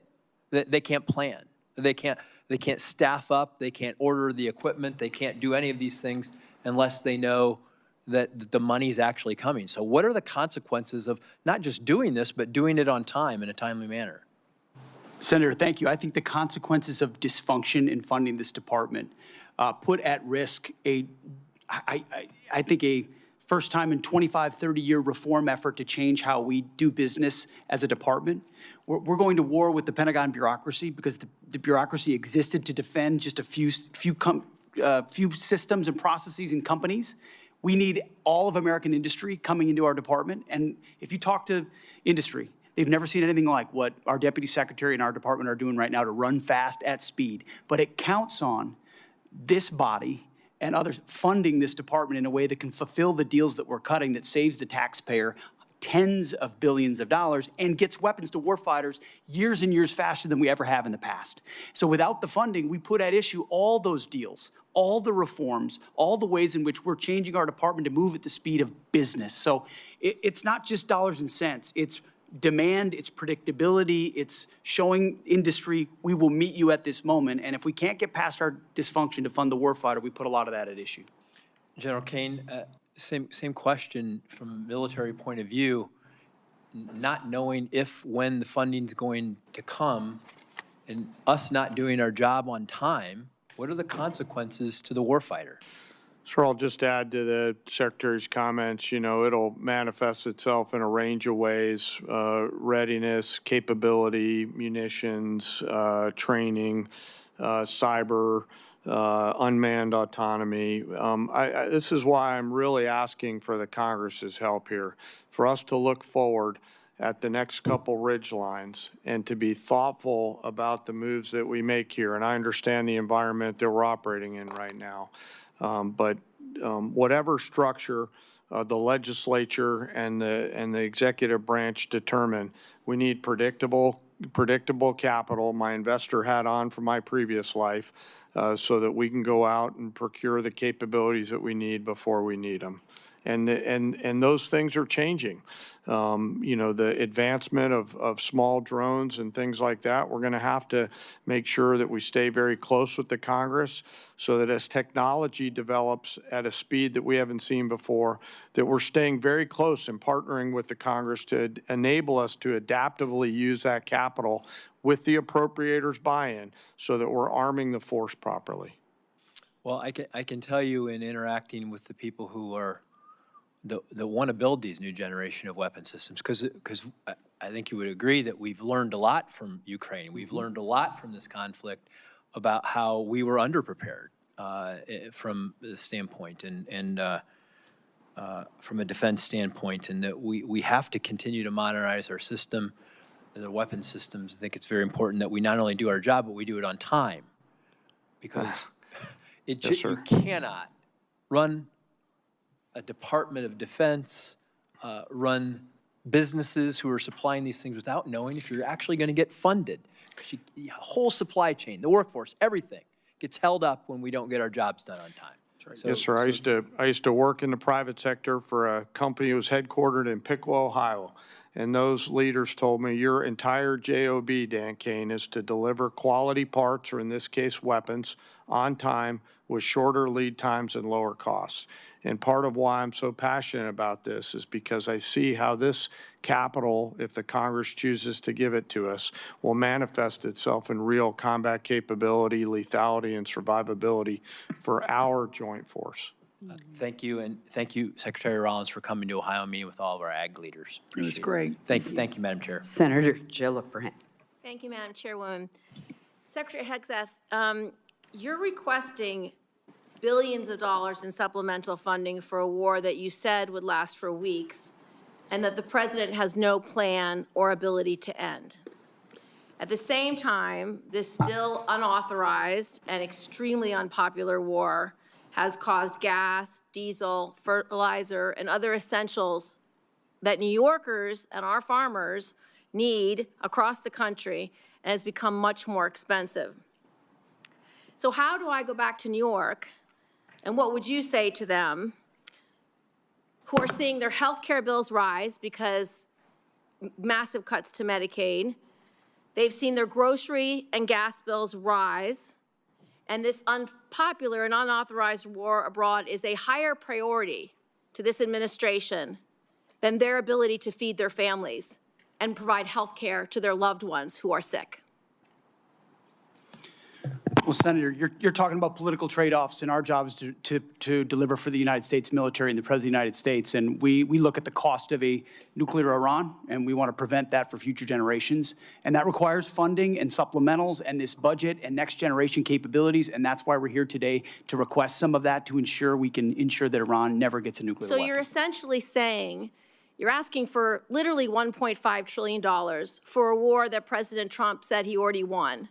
You're asking for $1.5 trillion, unlimited money for bombs, but insufficient money in for the American people, for their health care, their food, their housing, and our farmers, Secretary Rollins, who we have cut SNAP program. We are not funding the losses from emergencies that have happened in blue states, particularly when That's we not had true. frost.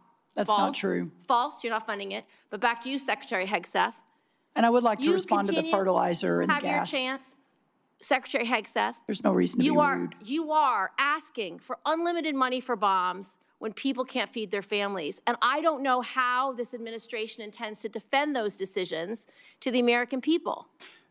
Not unlimited bombs, Senator. I'm asking for the right bombs at the right time to ensure we can deter our adversaries into the future. And that's why this is a Okay, but generational see, investment. And it was the Secretary previous Hegseth, administration the reason why that people didn't fund are this so department. upset, They the didn't reason fund why it. they are so upset with you and this administration is because the words you have used in the past don't add up.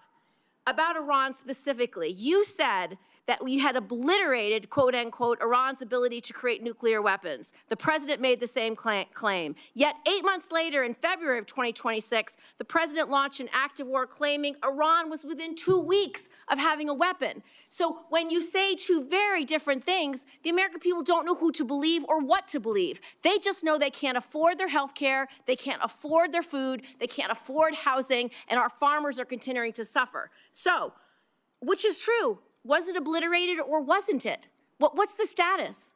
The nuclear sites under Midnight Hammer were obliterated, but Iranians foolishly continued to attempt to pursue nuclear capabilities, which is why we destroyed their defense industrial base and Okay, so many of the other capabilities let's to take- ensure they can't get to a nuclear weapon. See, we're staying laser focused on the objective, and you're trying to make campaign commercials. No, we're and not. that's fine. So listen to this. You also say that you made the missile program, quote, destroyed and made combat ineffective, quote, Iran's entire ballistic missile production capacity. Every company that builds every component of those missiles has been functionally defeated and destroyed, and that the missile program, existing stockpiles were depleted and decimated, almost completely ineffective. So why are there missiles left to hit Jordan and result in the loss of life of our brave men and women?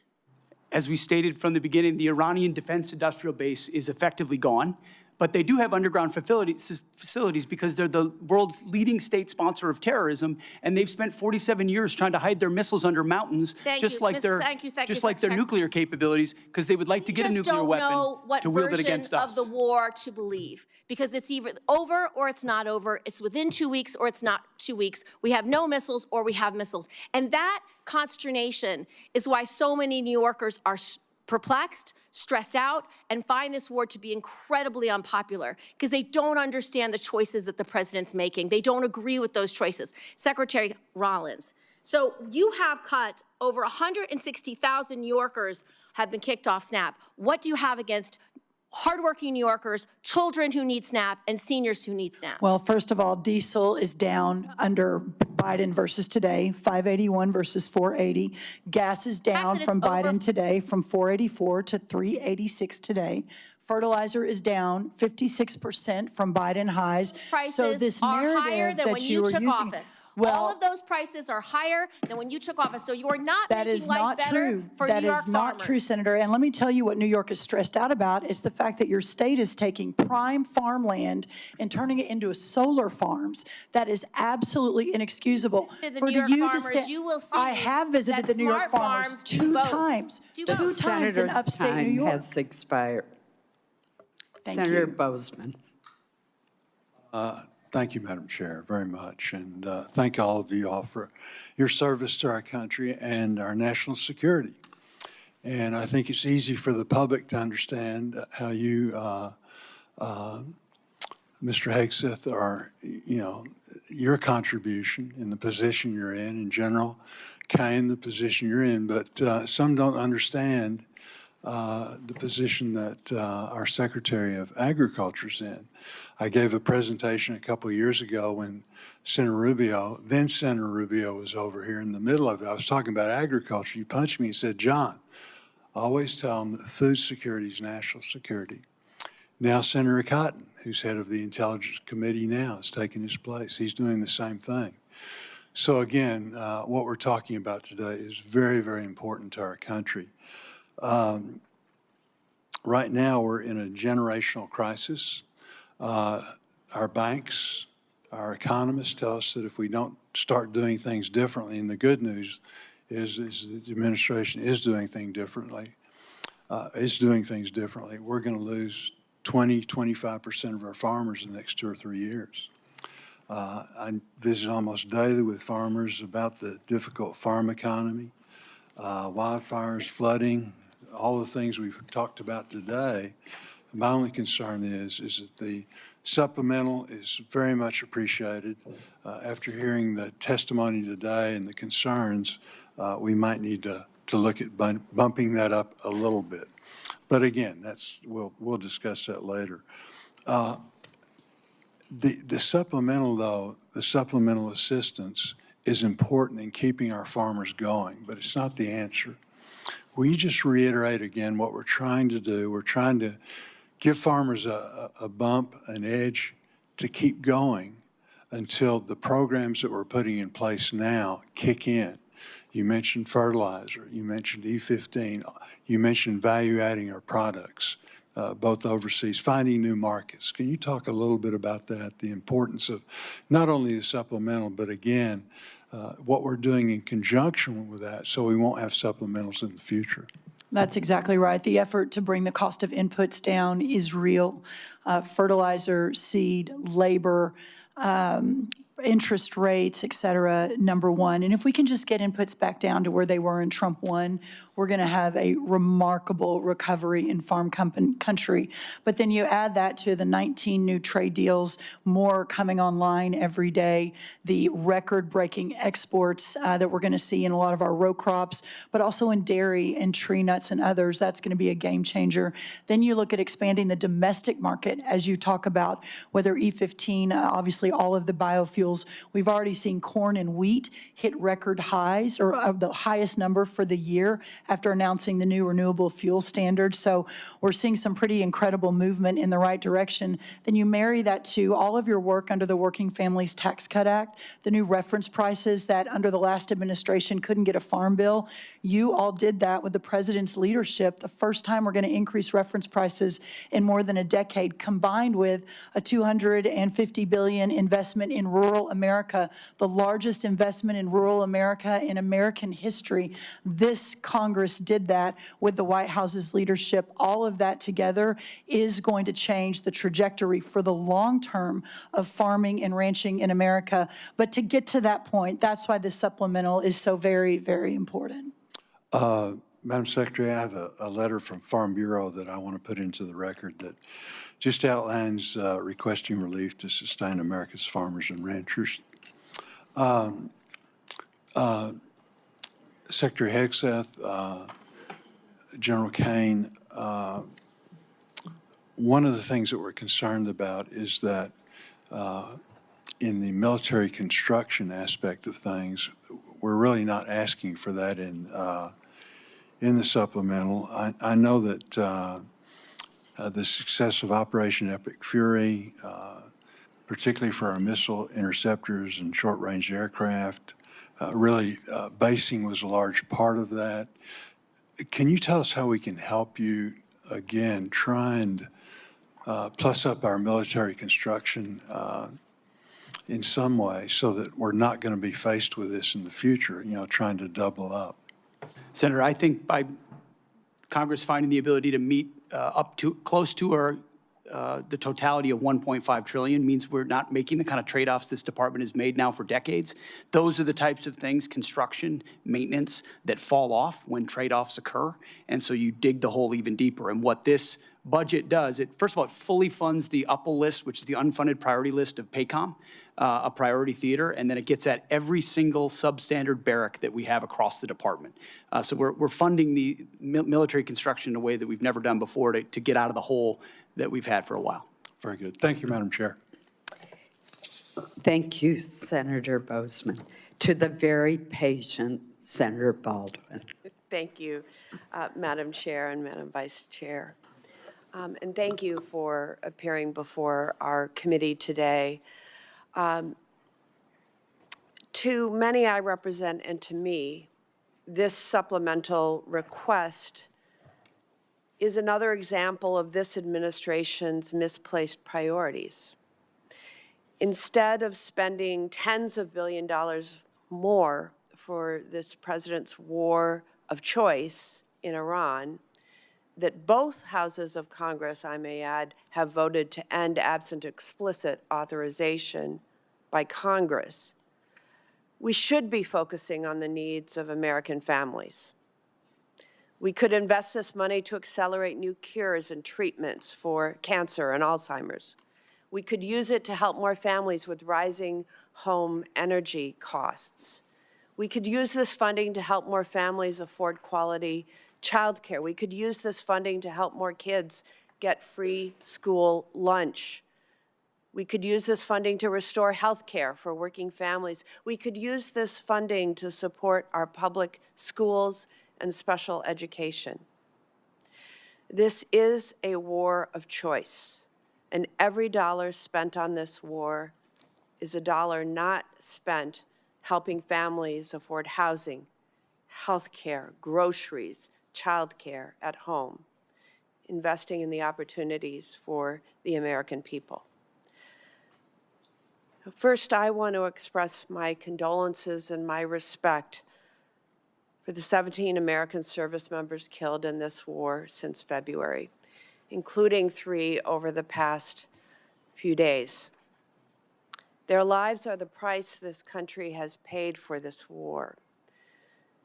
The deadliest day for U.S. forces was on March 1st, when an Iranian drone struck an Army facility at Port Shuaibah, Kuwait, killing 6 soldiers and injuring more than 30 others, including soldiers from Wisconsin. Soldiers from the unit stationed at Port Shuaibah told reporters that the facility did not have adequate air defense capabilities. These soldiers and their families believed they were sent into harm's way without the defenses they needed. Secretary Hegseth, what would you say to those soldiers and their families? First of all, that we honor and recognize their sacrifice and what they've given. I've been in touch with at least one of those families on a regular basis and understand the pain of losing a loved one is unfathomable, which is why we greeted them at Dover, and we'll greet those again tomorrow. I would say in talking to Admiral Cooper, the CENTCOM commander, before all of this was undertaken, maximizing defensive capabilities, mostly by moving as many people as possible off the X, which we did in historic fashion, moving almost 90% of Americans in theaters off of where they could be a target, first of all. So bunkers that they would move into, early warning. On Fort Shuaibah, and I will quote from the Washington Post article of July 12th. Shuaibah, this is a quote, Shuaibah did not have any of the systems that would take down the one-way attack Shahed drones, and initial security assessments found that the base was not adequately protected, end quote. Soldiers at Port Shuaibah have also been quoted in news reports saying that requests for additional medical and drone defense systems were denied prior to the conflict with Iran beginning. Why were those requests denied, Secretary Hegseth? I would confer with Admiral Cooper, but it's not a single drone or defense request denied at any level that I'm aware of. We did everything we could to move heaven and earth in every single location to protect every single American we possibly could. An article from July 12th, Washington Post also quoted a soldier saying that the unit's request for an Eagles drone defense system was denied because of lack of assets. That's an end quote. U.S. Army Central has conducted an investigation into that attack. Do you commit to releasing the findings of that investigation publicly, yes or no?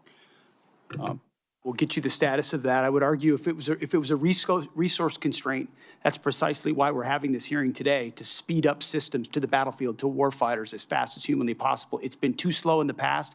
It needs to be faster. The reforms we're undertaking will do the findings that. of that investigation publicly, yes or no? I will work with Admiral Cooper to make sure it's handled properly. Yes, Senator. Thank you. Secretary Hegseth, I traveled to Walter Reed Military Hospital and met with soldiers who were injured in that attack. What they told me confirmed what other soldiers have said publicly, that most of these soldiers injured in the attack did not receive proper medical care in Kuwait, in Germany, or during their initial days back in the U.S. The U.S. military has been fighting wars in the Middle East for 25 years. Why was proper medical care not immediately available to these injured soldiers, and why were they not immediately screened for traumatic brain injuries? I'm not taking issue with the characterization of individual soldiers, but I would argue that every effort was made to provide every level of medical care possible, understanding how CENTCOM The operates. senator's time has expired, and there is a vote on Senator Capito. Thank you, Madam Chair. Thank you all for being here. Thank you for your service. I want to begin because the last time that I saw you, Secretary Hegseth and General Caine, was at the Pentagon when you honored Andrew Wolf, who was attacked here in D.C. in November, and then the honor that you have given to Sarah Beckstrom and her family, who lost her life that day as well.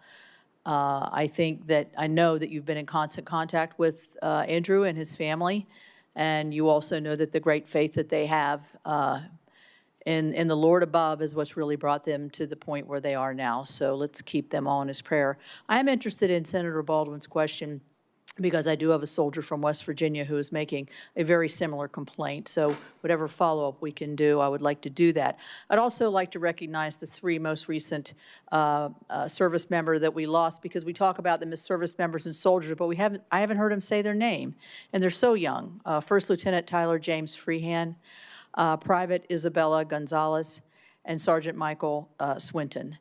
You will be, greeting their families and, unfortunately, their caskets as they come forward tomorrow. So my question is, we've heard a lot about why we shouldn't be voting for this supplemental, or questions as to, is that really necessary, or why? I guess my question, General Caine, is, what's the consequence of not passing this supplemental? Where do you see that hitting us most deeply? Yes, ma'am. It will manifest itself in a few different places. Most significantly, it'll be in military personnel-related matters. We'll figure out how to pay soldiers and sailors, but that would be a strain. Operations and maintenance costs, and then the ability for the department to take some of this capital and wisely invest it in future combat capability and things like AI, UAS, counter-UAS, hypersonics, and space. So not only would it hit us today, but it could hit us tomorrow as well. Yes, ma'am. I actually view this as forward-looking. As we look at the future picture and the various risks that we're facing, the supplemental and the budget, frankly, help to ensure that we are properly arming the joint force for the myriad of potential contingencies that we face in the future. Thank you. So as we look at one of the, I think, best successes under your all's leadership at the Department of War has been the fulfillment of the recruitment in every branch. I remember last year, I think, or maybe the year before, only the Marines could brag that they had made their records, and now I think that the other branches you're far exceeding what has previously done. So that tells me that American young men and women want to serve their country. They want to be safe. They want to do the right thing. So how does not funding them, and if they think that their salaries may be short, or we're going to have a continuing resolution, or we're going to shut down the government, how can this chill what has been one of the greatest successes, I think, in terms of not just today's force, but the force of the future? And Mr. Secretary, I'll ask you to answer that question. Well, in a brass tax sense, this $1.5 trillion budget in its totality sees a 7% pay raise for junior enlisted, 6% for your NCOs and junior officers, and 5% for senior officers. So it's significant reflection of the value we place on top of the other increases that Congress has provided them. If we were to have to, and we're going to do right by the troops, we're going to make sure they get paid, but it's going to put strains on training and readiness and all the other aspects of O&M over time, which makes its way down to the unit level. When you're saying we're focused on training and readiness and lethality, but we have to cut back on training because Congress can't get the money we need to the department, that's discouraging at every single level. And when young men and women join this War Department, we want them moving immediately into the training pipeline at the highest possible level with the best possible equipment. And they've seen that thus far, and that's led to historic recruiting momentum. We need to keep that momentum Yeah, going. and I would say that it could have the reverse effect. If this is troubled waters here, and lack of confidence, which we see on the other side of the aisle there, and questions that I think wouldn't be asked if it were not of a political nature, we're going to chill our recruiting efforts here for our young people as they look forward to serving their country and becoming that patriot they want to be. You're right. Or return to the valley under the Biden administration, where not only did they not meet the goals, but they had to lower the goals and then didn't meet the lowered goals. And then now we don't have the readiness we need as a force. Thank you very much. Thank you all very much. Thank you, Secretary of Agriculture. I'll get to you another time. Thank you. Senator Murphy. Thank you all for being here today. Secretary Hegseth, the American people either didn't want this war from the start or were deeply skeptical of this war because they have seen this country make the same mistake over and over again in wars in the Middle East, and that is to create either unrealistic or open-ended objectives. You said in March that the United States was, quote, on plan to defeat, destroy, and disable all of Iran's meaningful military capabilities at a pace that the world has never seen before. Obviously, as we've discussed here today, that objective has not been achieved and is not going to be achieved. Iran is adept, more adept than even at the start of the war, at hiding their capabilities or repairing after damage we have done. There's an open report that when it comes to their missile sites along the Strait of Hormuz, 30 of 33 are still operational. I wouldn't believe all the open reports, Senator. But I've also heard you say in this hearing that the objectives now seem to be more limited than they were at the outset of the war, that this is about reopening the strait and this is about dismantling their nuclear capability. And the president, of course, has said himself that he thinks Iran has a right to a missile program. So my question is pretty simple. Is it correct that it is no longer a war objective to destroy all of their military capacities? This is what the president has said. Have our goals been simplified to reopening the strait and to getting into a negotiation over a nuclear program? Now, I don't think you have a realistic plan to do either of those things, but I think it's important for us to know what we're funding. Are the objectives much more limited today than they were when you made that statement in March? So I think the objectives have been consistent and clear from the beginning. And I would contrast it to North Korea, where a conventional buildup was used to hide a nuclear capability that eventually evolved to a point where it couldn't be contested. And what Iran continued to do, even after Midnight Hammer, was try to build that conventional capability to dare anyone to stop them from pursuing nuclear weapons. So getting after their conventional capabilities, missile launchers, defense industrial base, their Navy, was all part of it, ensuring they can't blackmail us into pursuing a nuclear capability. Laser focused on Iran will never have a nuclear capability. That's the promise the president has made and that he will keep in every way. I think it's important. It is still a war objective, either through military action or through a diplomatic agreement, to destroy and disable all of Iran's meaningful military capacities, including their missile program. As far as all, when we talked about that from the podium at the outset of this, we were talking about their defense industrial base. And if you look at the metrics of their ability to make more, that it's been overwhelmingly destroyed. Not everything, but overwhelmingly. Now, do they have missiles in underground bunkers because they're a terror state? Sure they do, and we've acknowledged that from the beginning. Yeah, but their capacity is less today than it's ever been They as a nation. obviously have significant capacity to effectively disrupt the entirety of the Middle East and oil flows out of the Middle East, and that's not going to change. Let me ask you one more question. This is a request for supplemental funding because you don't have the funding in your base budget to do what you need to do, which makes questions about the base budget relevant. There's been a lot of attention, Mr. Secretary, on the modernization of a luxury jet that was gifted to the president by the government of Qatar. Reports suggest that maybe as much as $1 billion in your base funding, an extraordinary amount of money, has been used for an upgrade, and the plane is back in the shop for a second upgrade. As far as I can tell, never before has an administration not made public the amount of money for an upgrade or a construction contract on a presidential airplane. Obviously, we don't need or want disclose the details of that upgrade, but never before have you withheld from Congress and the public the total amount of money. I think there are two really important questions here. One, will you make public the amount of money that you are spending to upgrade this plane? And two, can you commit to this Congress and this committee that the president isn't going to take this plane with him when he leaves office? The only thing more insulting to the taxpayers of spending money on a jet they don't need would be for the president to take it with him, to take it out of our military inventory when he leaves office.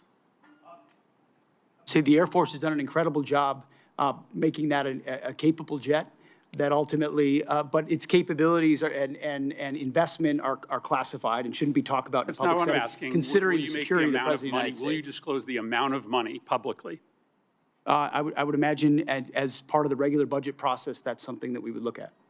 And will you commit that the president will not take But you have this to look jet? at the classification level of certain things that are not devolved for reasons of national security. Will you commit that the president will not take this jet with him out of federal inventory when he leaves office? That's not a decision for necessarily me to make, and ultimately, we're grateful to have it in the fleet for the Air Force to protect the President of the United States. That's a deeply Senator unsatisfactory Peters. answer to the American public. Senator Peters. Thank you, Mr. Chairman. Folks, welcome to the hearing today. I apologize. Is Senator Ossoff still here? Oh. I'm sorry. I went out of order. Senator Ossoff. I'll yield my time to Senator Ossoff. Thank you. Thank you, Madam Chair, and thank you all for your testimony. And General Caine, let me just begin by expressing on behalf of all Georgians our immense gratitude and admiration for the service members who are making tremendous sacrifices and conducting themselves with extraordinary selflessness and professionalism on behalf of the United States and our state's unified condolences and grief for the families of the 4 killed in action and our hope for a swift recovery for the nearly 100 wounded over the last 2 weeks. And thank you to you for your service to the nation. Mr. Hegseth, you're requesting roughly $68 billion for the department through this supplemental, correct? 67, yes. And yesterday, your department stated publicly, quote, U.S. forces struck Iranian military command centers, maritime capabilities, missile and drone launch sites, and air defense systems to degrade Iran's ability to continue attacking commercial vessels. That was a press release from your department. Is that a broadly accurate characterization of ongoing operations? That sounds broadly accurate, yes. On day 14 of this conflict, Mr. Secretary, day 14, nearly 5 months ago, you stated that Iran's military had been, quote, destroyed and, quote, made combat ineffective. That was on day 14 of the war. Was that an accurate statement? They didn't have a Navy any longer. It was completely sunk. Their missiles were buried underneath a lot of their underground facilities, and their defense industrial base has been almost completely destroyed. So as far as a military assessment of Iran's capabilities, it didn't mean by any stretch of the imagination absolute zero, but their capabilities Mr. Secretary, at the lowest level you they've been in a stated very that long time. on day 14 of this conflict, in the second week of the conflict, you stated that Iran's military had been, quote, destroyed and, quote, made combat ineffective. Was that an accurate statement? Yes or no? Iran's ability to challenge the United States of America at the level at which we're capable of. That's not what I asked you, Mr. Secretary. You said on day 14, Iran's military had been, quote, destroyed and, quote, made combat ineffective. Yes or no? Was that an accurate statement? What the American military has Will you done answer to the the question? Iranian military is a historic military Will you defeat, answer the and they're question under ineffective oath? in that context. 3 weeks later, you declared victory. That was now nearly 4 months ago. 3 weeks after you'd already said Iran's military was destroyed and combat ineffective, you said, quote, Operation Epic Fury was a historic and overwhelming victory. You said Iran's military had been rendered, quote, combat ineffective for years to come. And you stated we had, quote, achieved every single objective. Were those accurate statements? It certainly was, on behalf of the men and women in uniform, a historic military victory over Iran. Had There are Iran's other- military been rendered, quote, combat ineffective for years to come? That was They a had statement that you made 4 months ago. They had 160 naval vessels You need in to the answer Blue the Water questions, Navy, Mr. and they're gone. Secretary. Their Air Force You is said 4 months completely ago. combat You ineffective, and they said don't 4 have a months defense ago. industrial base. Excuse So me, Mr. describe to me a Secretary. country that doesn't have an Air Force, a Navy, or a defense industrial base, and Mr. I will describe to Secretary. you a country that does not have an effective Mr. military. Secretary, you It stated. can lob missiles. Mr. Secretary, you stated missiles, 4 but it's months not a ago combat that effective Iran's military. military had been rendered, quote, combat ineffective for years to come. Has Iran's military been, for the last 4 months, combat ineffective? It's been set back not just years, but likely decades. You stated considering we it had, can't quote, build at the level you it did stated- before, and not you even stated close. It we had, doesn't mean it quote, doesn't have capabilities. Mr. Secretary, you stated we had, quote, achieved every single objective. Was that an accurate statement 4 months ago? The main objective of this was to ensure that Iran never gets a nuclear weapon. Their main sites were obliterated. We're watching over them, and we're holding them at issue. If they don't give them up at the table, there's other ways we can take them away. Early in the conflict Iran will on never day have a 3, nuclear Mr. weapon. Secretary, early in the conflict, day 3, you said one of those core objectives was to, quote, destroy the missile threat, and as you restated on day 5, to, quote, obliterate Iran's missiles and drones. Those were clearly and repeatedly stated core objectives of the campaign, which 4 months ago you declared had been completed victoriously with every single objective achieved. Were those objectives achieved 4 months ago? No one ever stated that every single missile was gone. Ultimately, combat ineffective means they're not able to dig them out of their UGFs and shoot Had at the us. missile It threat doesn't mean they been don't defeated have 4 underground months facilities ago? where they put missiles in them and hold on to them because they're the world's largest state sponsor of terrorism. So we never expected they would stop having capabilities to shoot. The question is at scale against an opponent like the United States of America, which went toe-to-toe with them, and Iran couldn't. And You cannot stated on handle it. March 8th, day 9 of the war, on 60 Minutes, you assured the American people of Iranian surrender. Does that remain your prediction?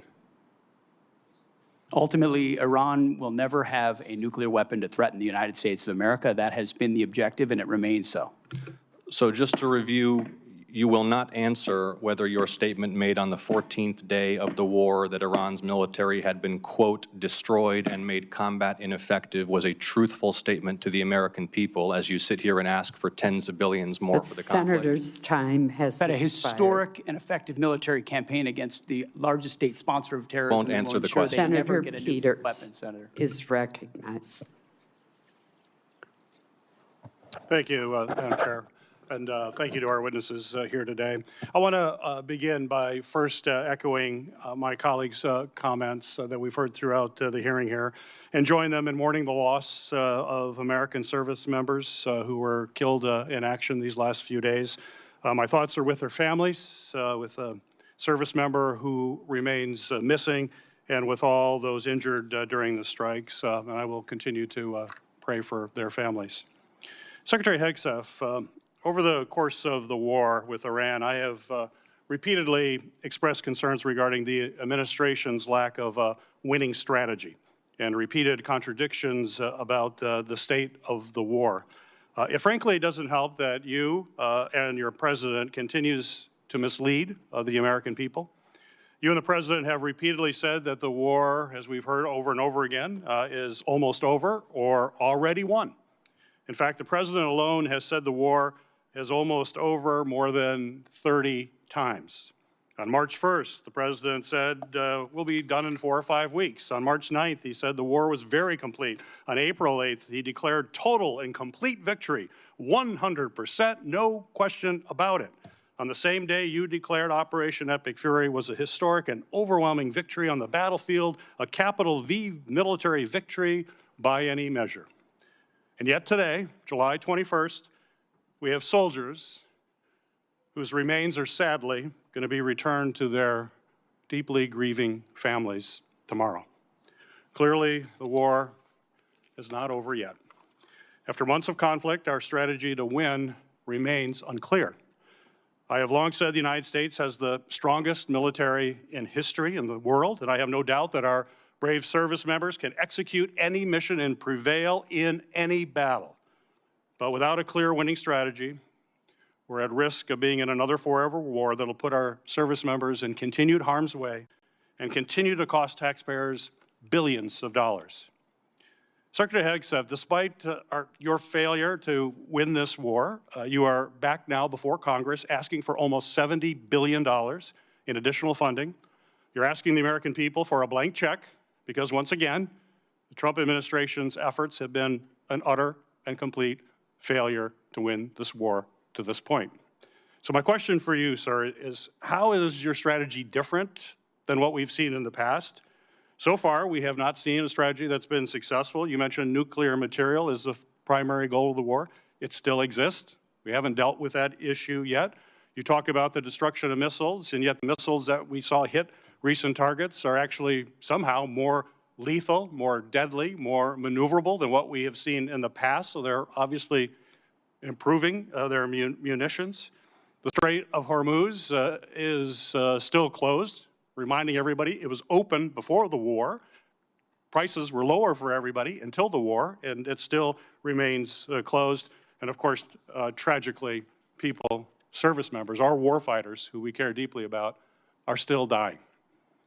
So what's different? Mr. Hegseth, Secretary Hegseth. I think your characterization of this incredible effort as a failure is reckless.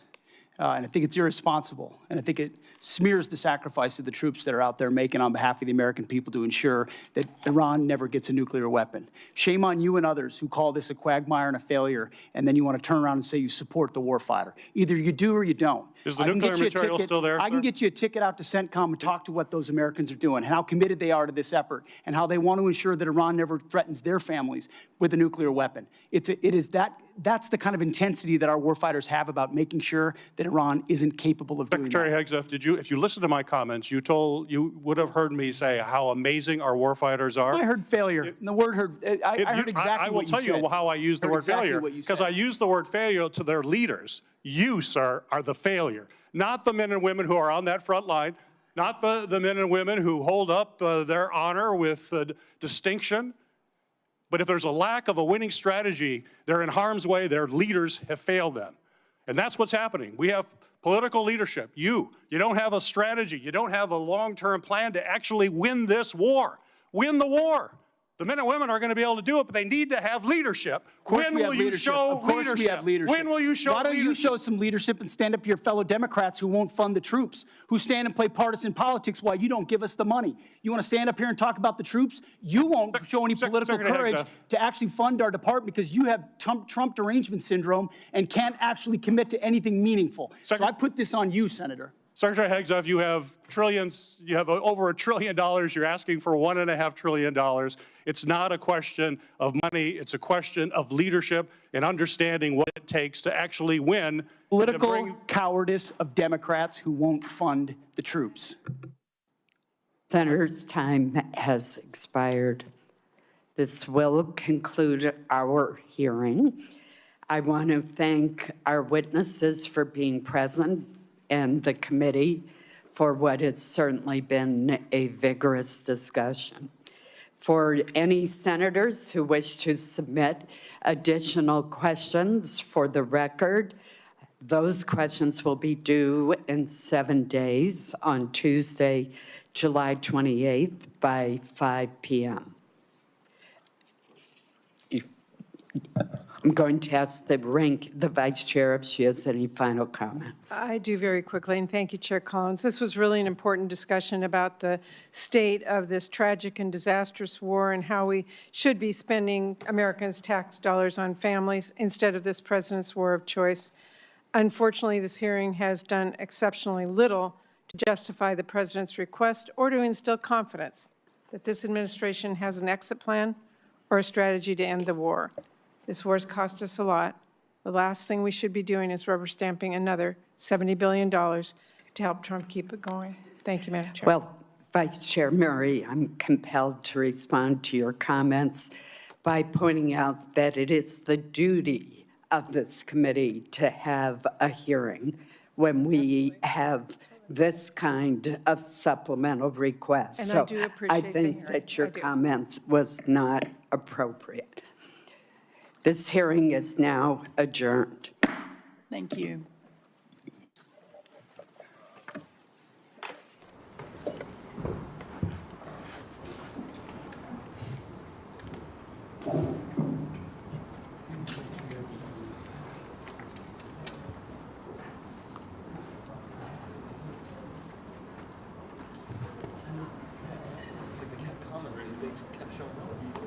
They're sitting in the front today. I didn't know we could do that.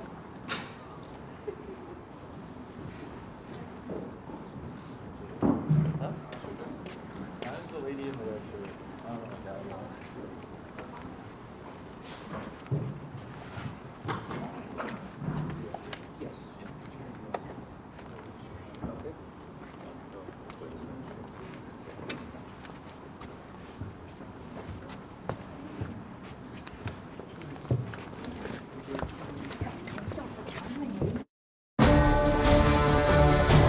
You're watching C-SPAN 3, Democracy Unfiltered.